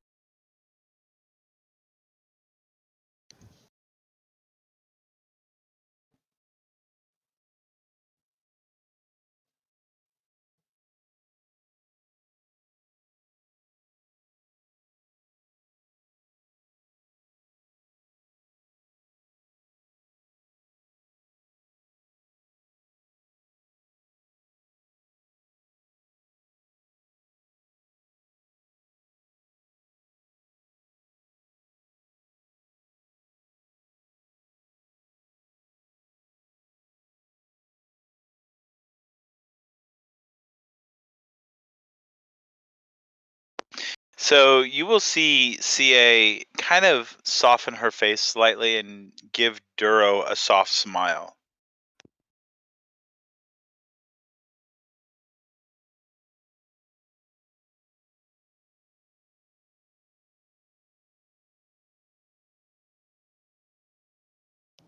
Astra's just observing for now.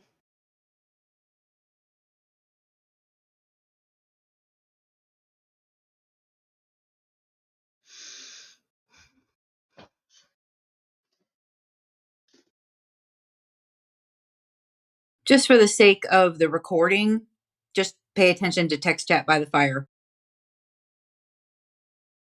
Yep.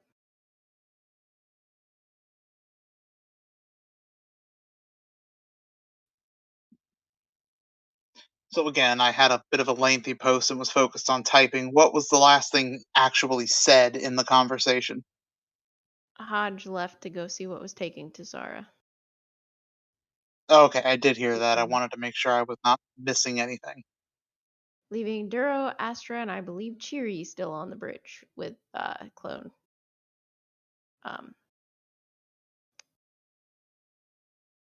with the other Astra.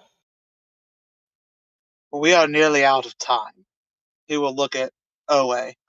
If you are coming with me, do you feel you will be able to fight Quinn if it comes to that? Wait, which one? Owe said that. Oh, me, I'm sorry, I got confused. And Astra looks hesitantly at him, and then, if it comes to that, yes, Master.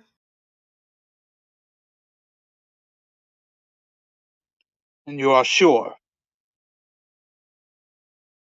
Do you think you can hold your own against him? Oh, We I don't must know. remember what our strengths and our weaknesses are. We must play to our strengths and avoid playing into the enemy's. Well, an open fight plays into the enemies, Master. Does Quinn know what your lightsaber looks like? He should. I had it with me the last time. Why? Well, then unfortunately you won't be able to swap it out with one of mine. You should do as I have done, and reverse the emitter matrix on your lightsaber. It will render it inoperable, but if anyone tries to activate it, it will self-destruct, and take them with it. If you already know that you cannot and should not fight, that it would play into the enemy's strengths, then you should make it so that your weapon cannot be used against you, and that an act of aggression towards you harms the enemy. That risks damage to the crystal, I believe. In No, this case. no, not the crystal. The lightsaber itself, yes. No, It's a Master, you don't understand. It's a legacy crystal. They're a little more fragile than a regular crystal. it is still a kyber crystal, is it not? Yes, but it can still be damaged. You do realize the special property of a kyber crystal is to take in and send back out amplified energy, including energy from an explosion. An explosion should not harm the crystal. It will take in that energy and send it out amplified. They actually make the explosion of the lightsaber worse than it would have been without a kyber crystal.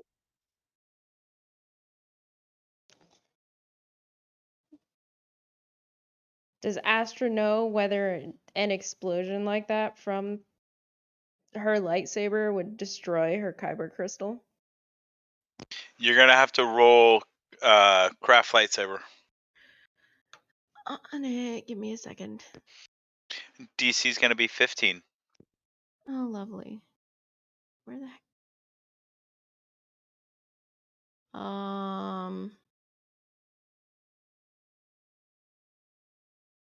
There it is. 26. What he's saying is theoretically correct. The kyber crystal should survive. Now, how the explosion will affect with a legacy crystal compared to a regular crystal, that's a different tell, because wow, most lightsaber crystals are kyber crystals. Legacy crystals are not kyber crystals. They're a different type of crystal. What in fact, with the dice roll that Astra made, they are essentially an exceptionally rare crystal. It should survive. Maybe it'll be a bigger explosion. Not entirely sure, but theoretically, what he's saying is true.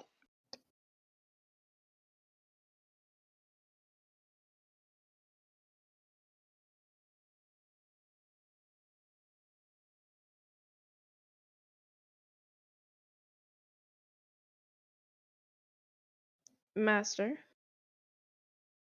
Yes. we're forgetting that my crystal isn't exactly a kyber crystal. It might actually be better to switch the weapon like you suggest. Or simply switch the crystal. We have to disassemble the lightsaber to reverse the emitter matrix anyway. Take out your legacy crystal, put in any other kyber crystal, and the kyber crystal will survive, as I've outlined. However, the emitter matrix on my lightsaber for my crystal is larger than the standard. Is it? Yes, it is. I remember that from the beginning of the game when Duro got to look at Astra's kyber crystal. Okay, out of character, I don't think the emitter matrix is where the crystal is housed. The emitter matrix is what shapes the blade. Okay, wherever the crystal is housed is larger than the standard kyber crystal. Let me go ahead and interject here. Joro has enough stolen lightsaber parts. Whatever changes need to be made can be quickly made and quickly conformed to pull off the plan should Astra need to do this without risking her kyber crystal. Yeah, that is what I was thinking as well. I just wanted Okay, to that make makes sure more that sense. that was necessary and not that Astra was misremembering.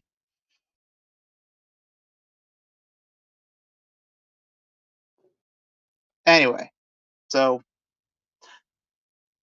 Duro will look at her and say, "It's up to you. Whether you want to make this modification or not is your choice. I've done it with this one." And he taps the lightsaber on his belt.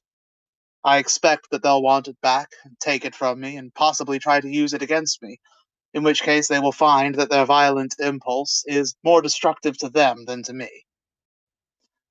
If you believe that you cannot or should not fight, then you should do the same, but at the end of the day, the choice is yours." No, I agree with your plan, Master. I think that in my case we should switch which crystal we use out. I'll give mine to Tassara for safekeeping. All right.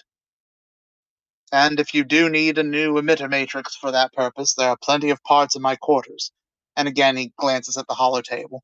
We are nearly out of time. We should decide on a final plan, and then we should execute it. Agreed, Master.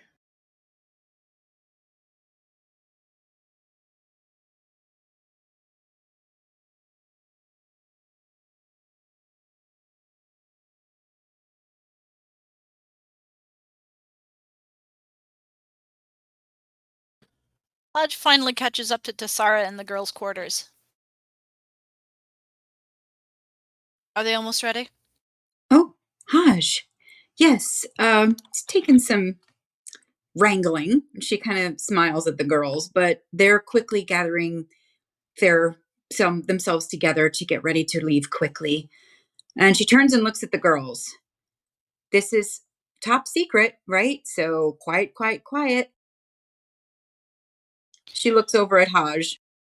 Who has a very quizzical look on her face as she's hearing very strange noises coming from all about the cabin. Yes, I'll explain that later. Well, it's not all about the cabin. It's each little girl is carrying a kitten. Oh, that I was gonna ask. Well, they wouldn't leave without them, so I made a compromise, which was to put them in their backpacks, and we'll take them with them where we're going so that they are more willing to come with us quietly and peacefully. Negotiation, right, girls? Yep, and Master Thaltanis, she corrects herself, says that we have to be responsible for them and take care of them and make sure that they're safe. We can't leave them for the big meanie Sith. Agreed. So she turns to Haj and she sort of gives her a little smile. I'm surprised to see you here. Are you all right? I'm fine. I am. She eyes the kittens and the girls. I'm sure that this is going to come as a surprise that Master Theltanus gave this order, but That's a problem to be discussed at a later time. Tistara looks a little sheepish. Yeah, you can blame that on me. Uh-huh. I need to go to the medical bay. I need to get Krisk. He's going to be coming with me and Gungnir.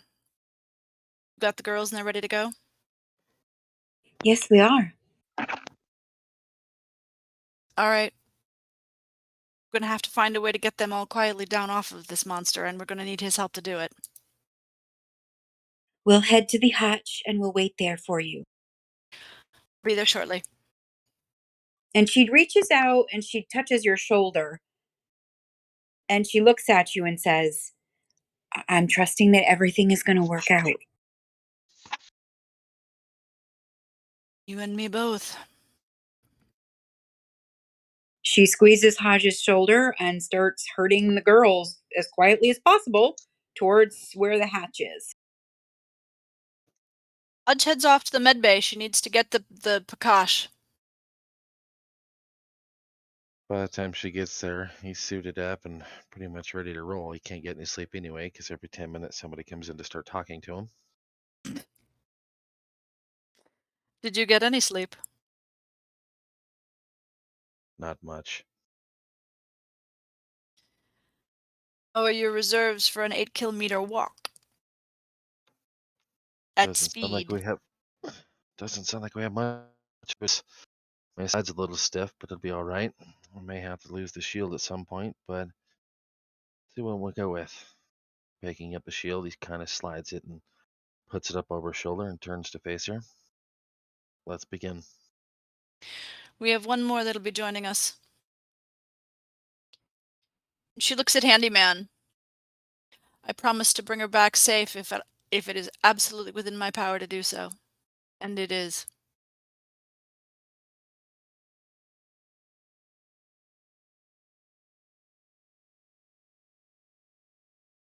And if Handyman is not going to respond... I'm paging Mike. Nope. I'm here. What was the question to Handyman? No, she looks at Handyman. She's picking up Krieg from the med bay, and she turns to Handyman and says, if it is within my power to do so, I'll make sure that Gungnir gets back safe, and it is within my power to do so. When you return, your home will be safe and sound. Remember, my primary function before becoming the senior medical droid on the ship was simply a espionage droid. Excellent. As for Gungnir, if harm befalls her, and I find it's because of your negligence, and he just stops. You don't need to finish that statement. I understand. And she'll take Krieg and say, we're wanted on the bridge. Without really replying verbally, he steps in line ready to follow. We head back to the bridge.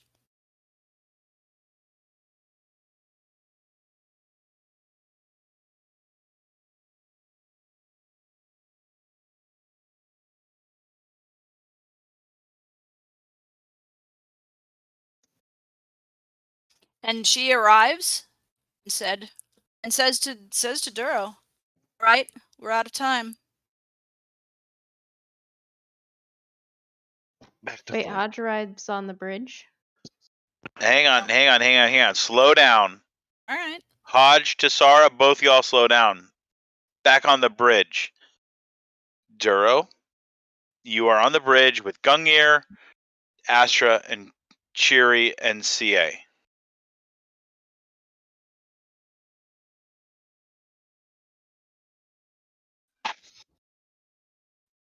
Duro will look over at Cheery. I'm sorry, there has been a lot going on. How are you? I hear that you were a little excited earlier. I I don't know what came over me. There's this sense of dread. I couldn't control it. I'm sorry, Master.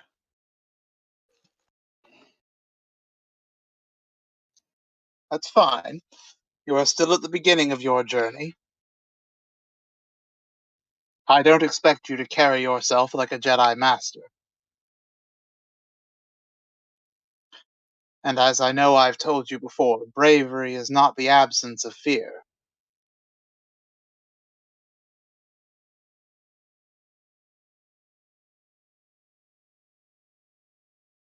Yes, Master. I'll strive to remember that, she says sheepishly.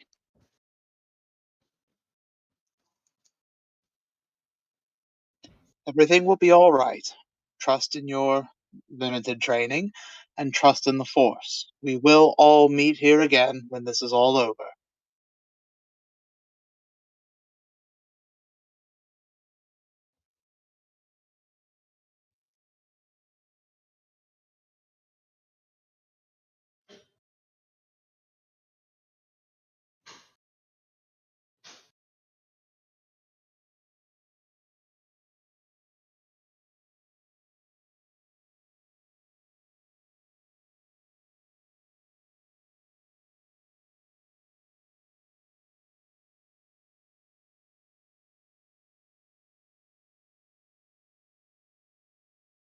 Thank you, Master. If you have nothing else for me, I'd like to go get ready with my sisters. One moment, Cheery.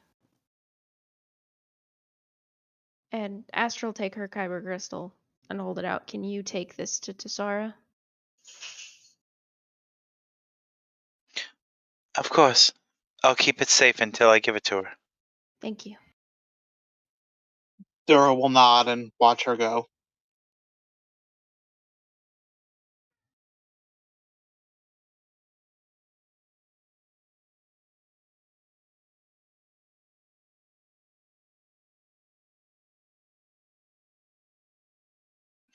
Gungnir will turn to Duro. I have been in contact with the maintenance officer in charge of our overhaul and explained to him our plan to leave the ship. He has agreed to assist us.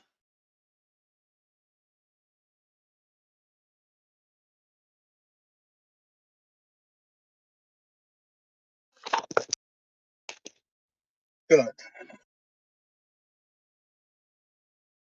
Are the training droids still armed and programmed for security? They are.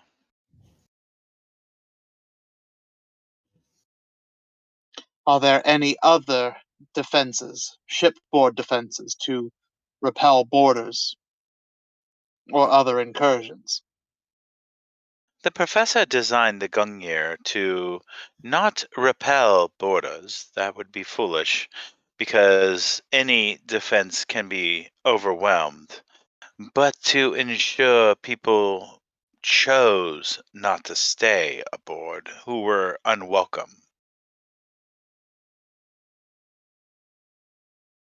I would like a full rundown of the ship's defenses and capabilities when we have more time. In the meantime, I will trust you or Handyman to employ such measures to ensure the Sith stay for as short a time as possible. Handyman is well versed in the ship's capabilities. He'll do his job very well. Though I'm sure he is wasting needless operating power considering my safety. Yes, well, tell him to stop doing that. It would be easier for me to tell you to stop trusting in this thing called the Force. All right, fair enough. Never thought I'd be dealing with a romantic situation with droids.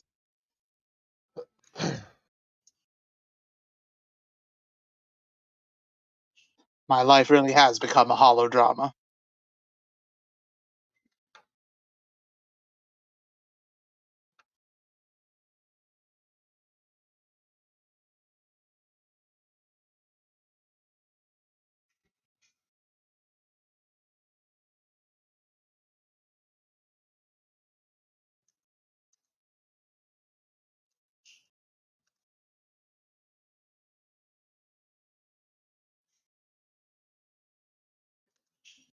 Did I lose everyone? Nope. No, it looks like there's some typing and stuff going on at the same time, so we're kind of standing by.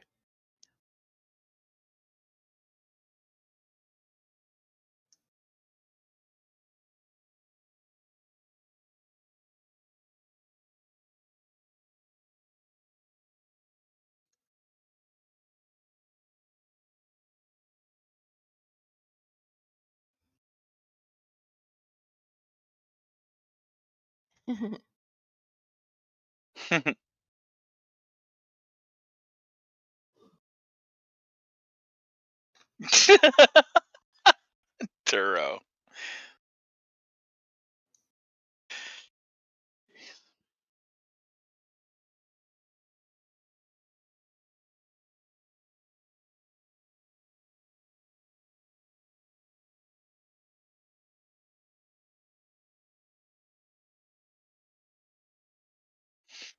If you have nothing for me, Master, CA says softly, I would like some time alone.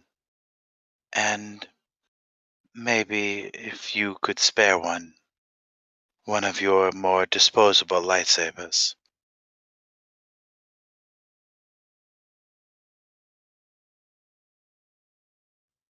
All right. You may use my quarters. Any of the lightsabers in the display shelf are available to you. She bows respectfully. And then she'll turn to Astra. In my short time here, I have learned something very important about life. I am not a clone, and neither are you. That said, we are both distinct and yet very alike. At another point in our life, I would have liked to have got to know you better. That option doesn't exist for us. I leave my family. She closes her eyes and then recenters herself. I leave my family in your care. Please make right decisions for them. And on that, she'll turn and walk for the door. Astral nod. She's like too stunned to really respond.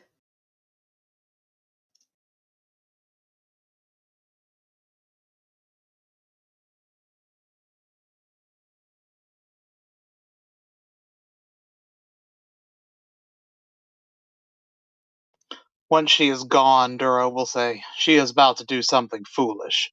What, I can't predict, but she is preparing to do something stupid, and she is not expecting to return alive. I think I might know. Yeah, surrender herself to the Sith Queen to ensure my safety. Oh, so that's why. Oh, right. We already went over that. I'm sorry. My brain is a little scattered right now.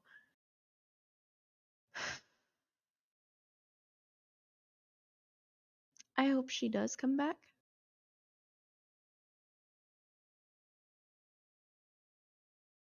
But for now, I need to modify my lightsaber and we need to get ready to go.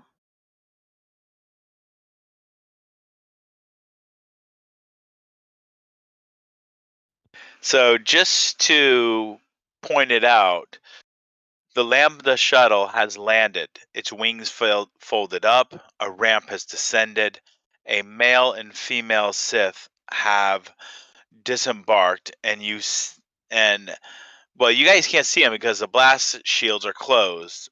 But the passive sensors will show them out there. It's hard to get a description of who they are, but they're just simply waiting at the base of the ramp.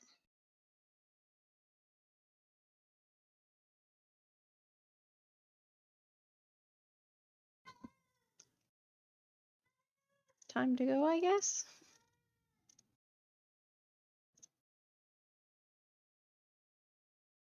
Out of character, Lily just asked a really good question. Yes. Both of you all do.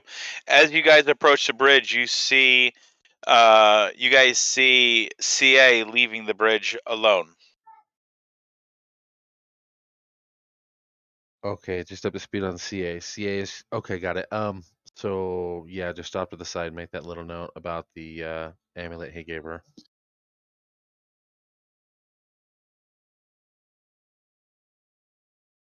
Wanna play that scene out, dude? Doesn't He have to already do did. anything. Okay. Hodge and Krieg walk into the bridge. Said final plans. I also asked for Tsara. Sarah is with the girls. She's at the hatch ready for them to go. I don't know why she isn't joining you. That's all right. You are my second. You will be in charge when I am gone. Do we know what we are doing? We do. All right, so what's the plan? The final plan? Final plan is that Tassara will take Cheery and the girls. We'll take Cheery and the girls into the caves and get them safely away from the Queen. Krieg, Gungnir, and I will go off to the speeder so that we can use it to mow down some of these walkers. You, I'm gathering, are off to your meeting with the Sith Queen, and Ad Astra will be joining you. As for CA, I just saw the clone leave. What she's got on her mind, only she knows. Well, whatever it is something foolish that she is not expecting to return from. She insists that she must stay here aboard the ship, that if she goes with any of the groups, that they will be discovered and killed. Can't say I like that. I think it's a little bogus, personally, especially in the caves that she had led me to. The force cannot penetrate the walls, in or out. She would not be detectable in those caves, neither would anyone else. So I don't trust what she says to be 100% accurate, but I'm not going to waste precious time or energy trying to fight her on it. My only hope is that she does not undermine our efforts. I agree. And unfortunately, if she were to, I'm not sure who could stop her because she can see what our reactions would be and think around them. Indeed. So, instruct Handyman to use every resource at his disposal to ensure the Sith spend as little time on the ship as possible. That does include the 4 training droids that have been temporarily repurposed for security. He has already assured me that his protocol, his programming before he became the ship's medical personnel was as an espionage droid and that our home would be safe upon our return. Yes, that first part the professor had made me aware of. Very well, so the ship is in good hands. Is As long, indeed. Kosh, sorry. as long as it is not completely undefended, we should still be able to escape aboard her. Is So anybody attempting to bring power online or make other modifications to the current situation? We should use the shuttle to power the shields. We should also get the reactor core up if it's at all possible. It'll Chris save us walks right 15 past. minutes. The reactor core will take time. Powering the shields to enable you to survive an assault is a good idea, but perhaps that should only be done when you have your battering ram ready. Just Yeah. pray the ship does not come under attack before that. Right, well, lovely to meet you. Krieg, they said your name is? He walks right past you, completely ignoring you, and goes up to the battle table. This is wrong. There's secondary and third entrenchment forces here reinforcing. From the ocean side, supply cargoes are coming in this way. There's artillery batteries here and here. Several ammunition depots here, here, and here. And he starts pointing things out. All right, What? so you've been around the city. I used my eyes to watch what was going on before I snuck on board the ship. You also have several other problems. These things, these tanks that walk on legs. There's 4 of them active, 2 are over here inactive. And along this side here, there's a hangar with winged metal men. I don't know how to describe them, but it looks like they can fly. And it looks like they're well equipped for fighting that way. If you want to make a tactical distraction, you should target here and here. And he points out ammunition depots near the artillery supply and the warehouse itself. The problem is they also have a sub-commander on field. This one's dangerous. He projects an aura of fear. You'll know him by the mask he wears.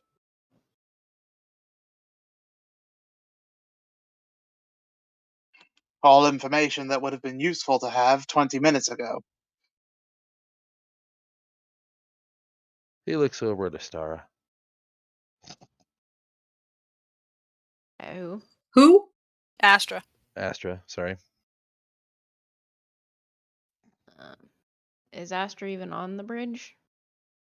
Oh, I guess not. Because I said she was going to make the modifications to her lightsaber, so if Duro doesn't have the parts with him, she has to go retrieve them.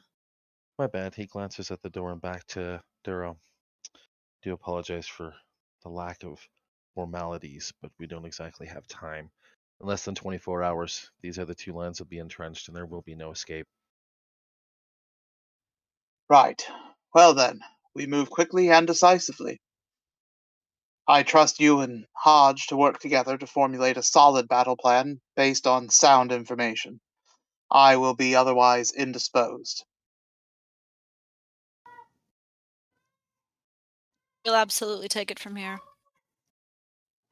And may the Force be with us. And he will turn to go meet up with Astra and leave the Gungnir. She'll put a hand on his shoulder before he goes. And then reach out and pull him into a deep hug. Which he will return. May the Force be with you. And he's And never heard her say that before. she can feel that he does acknowledge and appreciate that. But at the same time, he says, and with you, and with all the rest of us. She nods and steps back. Well, right before she steps back, he would add, and know that I will come back to you. I know you will. And he'll give her a kiss on the forehead and leave the bridge. She rolls her shoulders, cracks her neck, and looks up at Krisk. And then down at Gungnir. Okay. This one's on us.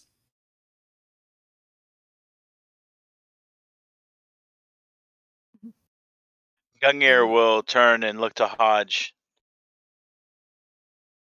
If we wait about 45 minutes to an hour, then we should have a substantial distraction to sneak the girls off the Gungnir without being spotted. Why? No, she missed that. I was going to say that because of the droids outside, but Hodge missed that. She wasn't on the bridge for that. Just 45 minutes to an hour. That's... What have you got cooking? I spoke to the supervisor of the maintenance crew. I explained to him our plan, and he, not being a lover of the people who invaded his homeworld, has decided to assist us. We are going to plan something rather unique to cover that particular engine cowling, which will allow the girls to slip off the ship without being seen. Excellent. The girls will not only be the only ones that need to slip off the ship. We will also need to go with them. So if that 45 minutes to an hour we need to wait, and she'll pull out the comlink and message to Sarah. We have a delay. Are you voice messaging her? Yes. So you hear her voice come back. What is it?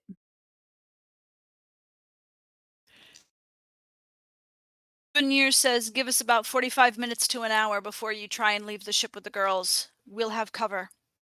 Oh, excellent. All right. I will stay here with them and wait for your signal. We'll actually be coming out with you. We need to get underground as well. All right. So I'll see you soon. And she'll close the comlink. And Sarah will turn to the girls and go, well, we're going to play a game.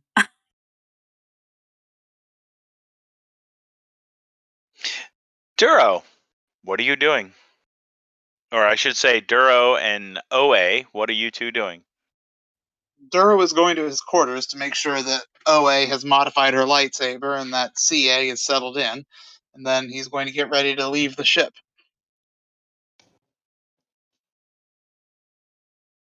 Well, so you're ahead of Duro a little bit, Astra. You walk into the quarters and you see CA sitting in the middle, meditating. There's a unusual radiance of calm around her.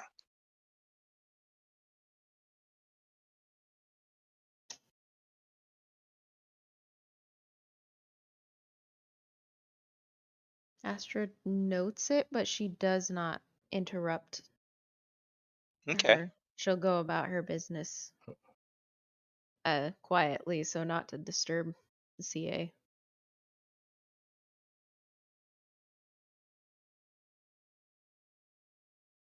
Okay. So you make your modifications, and do you have any intentions of saying anything?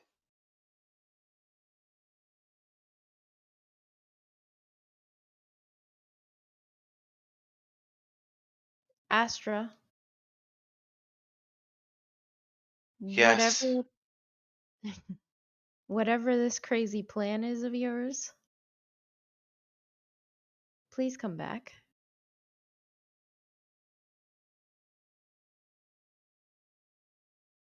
It's not my plan. It's yours. Huh?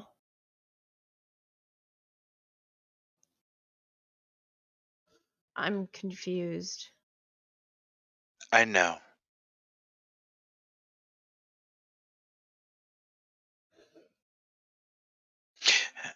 For what it's worth, I do forgive you.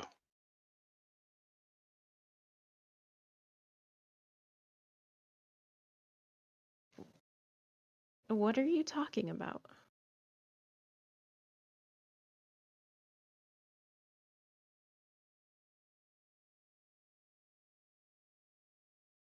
Meow. And she doesn't say anything. She just goes back to meditating.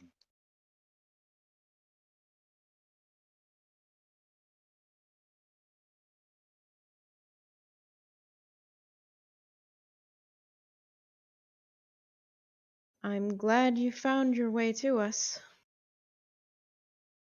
As am I. They love you. Even the monster. She's That not a much is. monster. To you, she's not. To me, there are still nightmares. Nightmares about what? It is unimportant. It is not who she is. Will you do me a favor? Sure. 1 week to the day. Will you tell Duro a message for me? But you must promise 1 week to the day. Very well, but you're still coming back here, right?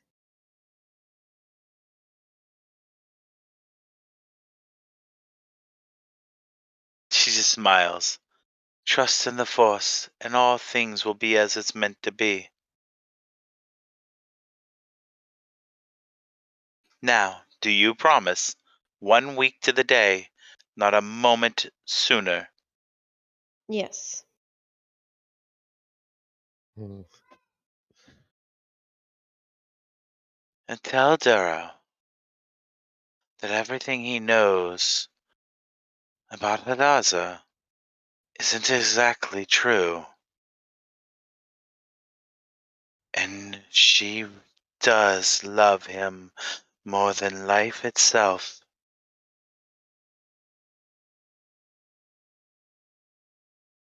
All right. Why do She you want smiles. a week to pass between then and now? You'll see. Anyway, add this to the message and swear him to secrecy. She has a guardian angel, but she cannot ever know.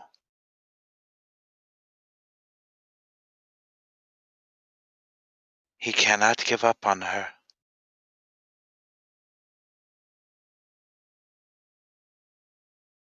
All right. He's coming. 1 week to the day, not a moment sooner. All right. And she'll go I back will. to meditating.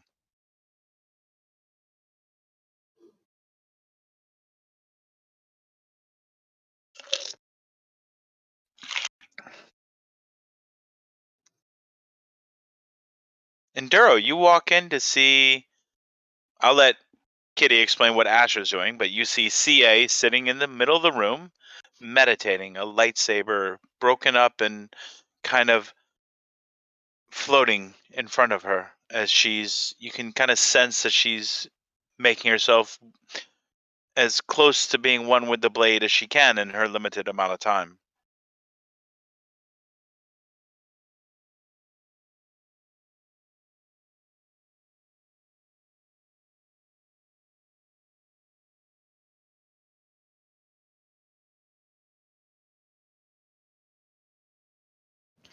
Um, Astra's probably just finished or is just clipping her lightsaber to her belt, assuming she's completed the modifications she's needed to.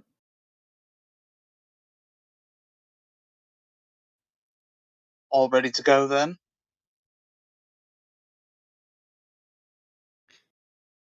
Yes, Master.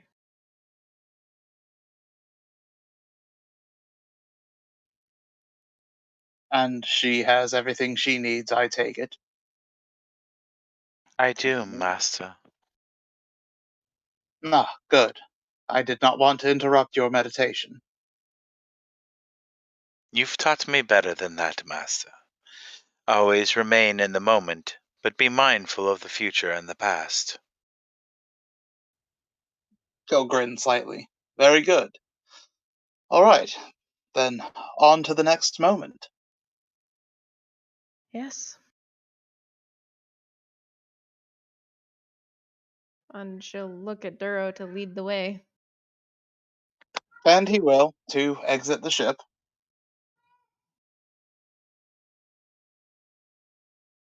All right. So you guys exit the ship and you guys head over to down to the landing or to the vehicle bay and then out the front of the ship where you see the waiting Lambda shuttle.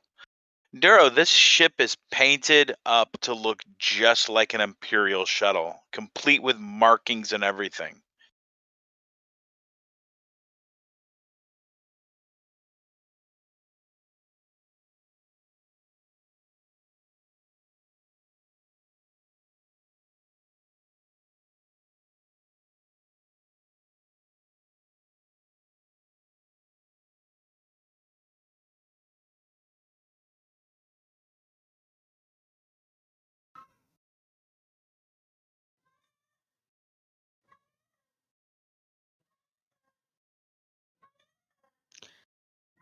Just Astra, can you mute? Feed your darn cat. You guys are so mean. Right? The problem is it's not dinner time and he's being a brat. That sounds like Use lube is all I've gotta say.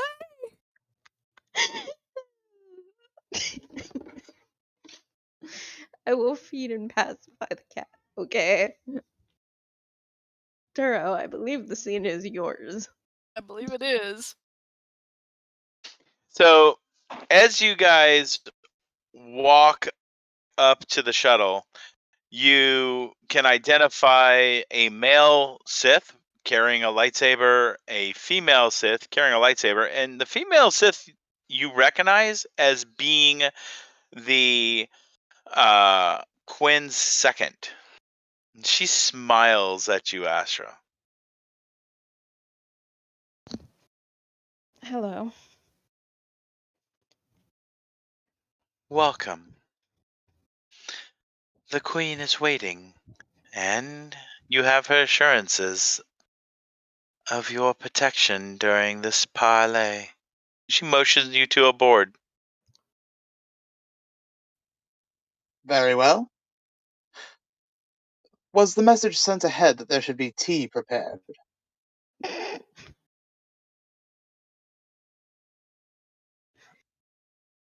I do believe there is a feast prepared in your honor. Well, a feast was unnecessary, just a pot of tea. So as long as there is tea there, I will be most grateful.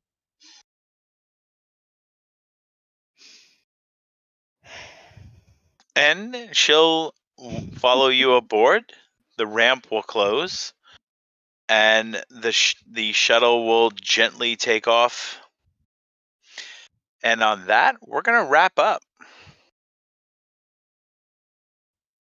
Yeah, I saw the time and I expected as much.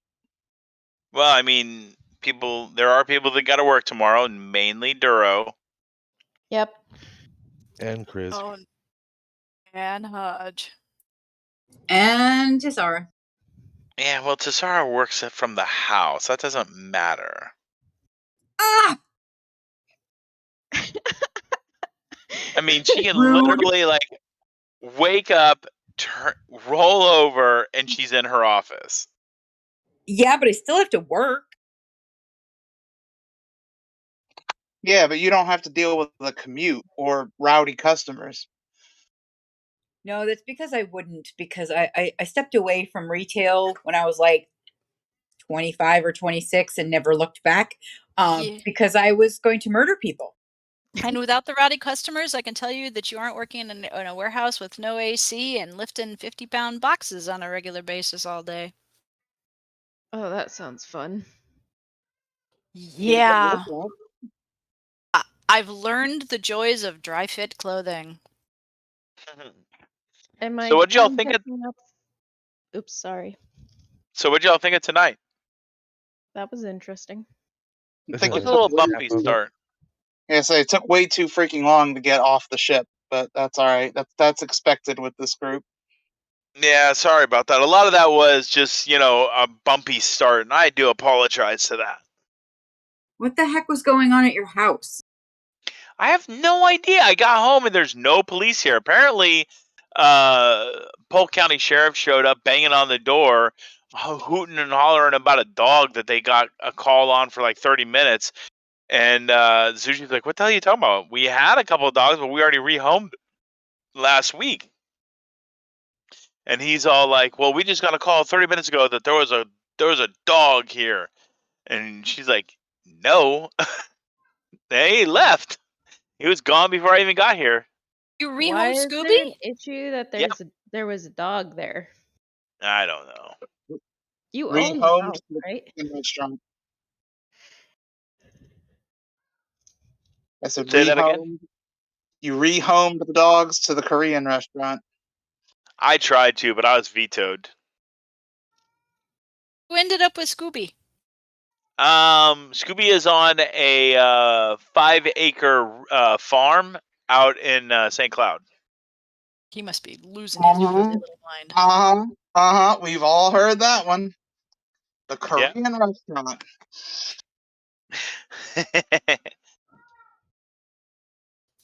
Oh, he's on a farm upstate where dogs go to be happy. Uh-huh. I know that farm. Mhm. It's a Daisy Hill I'm- puppy farm, right? I mean, Shadow may be there, but I got pictures to verify that's where Scooby is.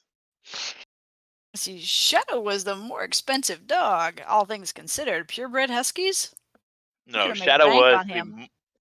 Shadow was the more a-hole dog. I couldn't sell him if I wanted to. That's because Shadow wasn't trained properly. Like, Shadow could have probably been worth a crap ton of money if he'd been trained properly, but, you know, his owners were knuckleheads. Would have, could have been it. Doesn't matter. Still a butthole.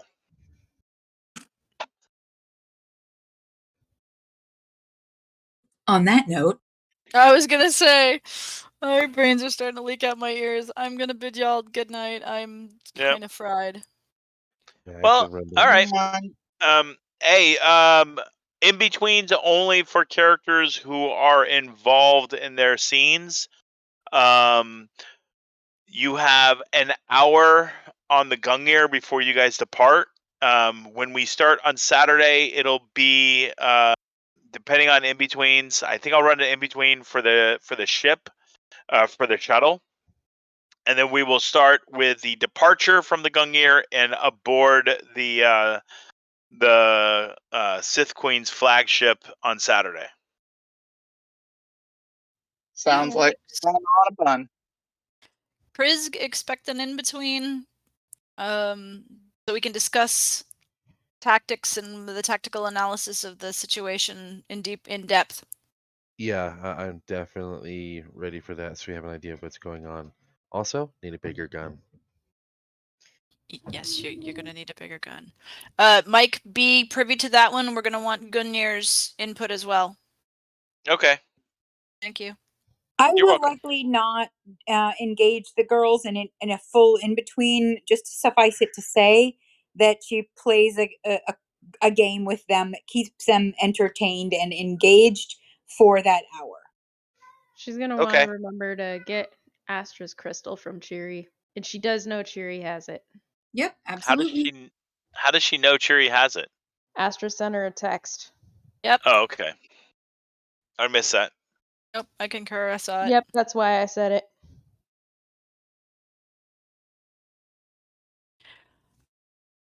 So, all right.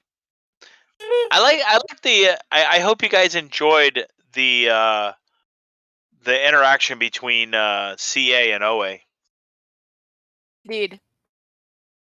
That was interesting. Pretty sure CA completely ignored that little post I made later, but that's okay. What post? Oh, I was trying to catch a little off the side thing. I should have just beamed it to you. Oh, yeah. I mean, because if you sent something to CA, I the player missed it. It was about an amulet. Oh, okay. Because I know he gave her an amulet in the cargo bay. I mean, in the med bay. Basically, just say keep it close, more or less. Okay.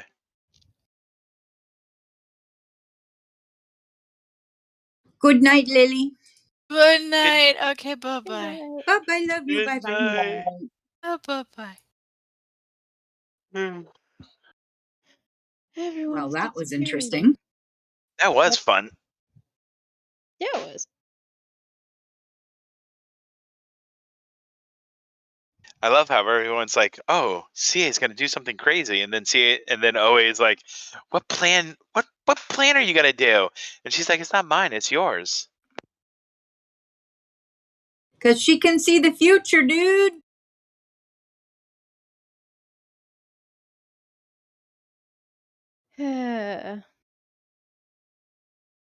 I don't understand that one at all. I'm You're just not like, supposed to understand it. There's no way you could understand it right now. yeah. I guess it'll make sense later. Much, much later, I think. Probably. It was a kind of interesting reaction by Duro when he was like, Tessara, are you just leaving? Really? I Yeah, was like, that's yeah, I got my comlink, dude. Just interested me. yeah. Yeah, I think Duro was expecting you to stay behind to receive further briefings and everything. He probably was. Yep, I'm sure he Maybe was, put me but in that role. who knows how long it would have taken those girls to get wrangled up and packed up and ready to go, and she didn't know they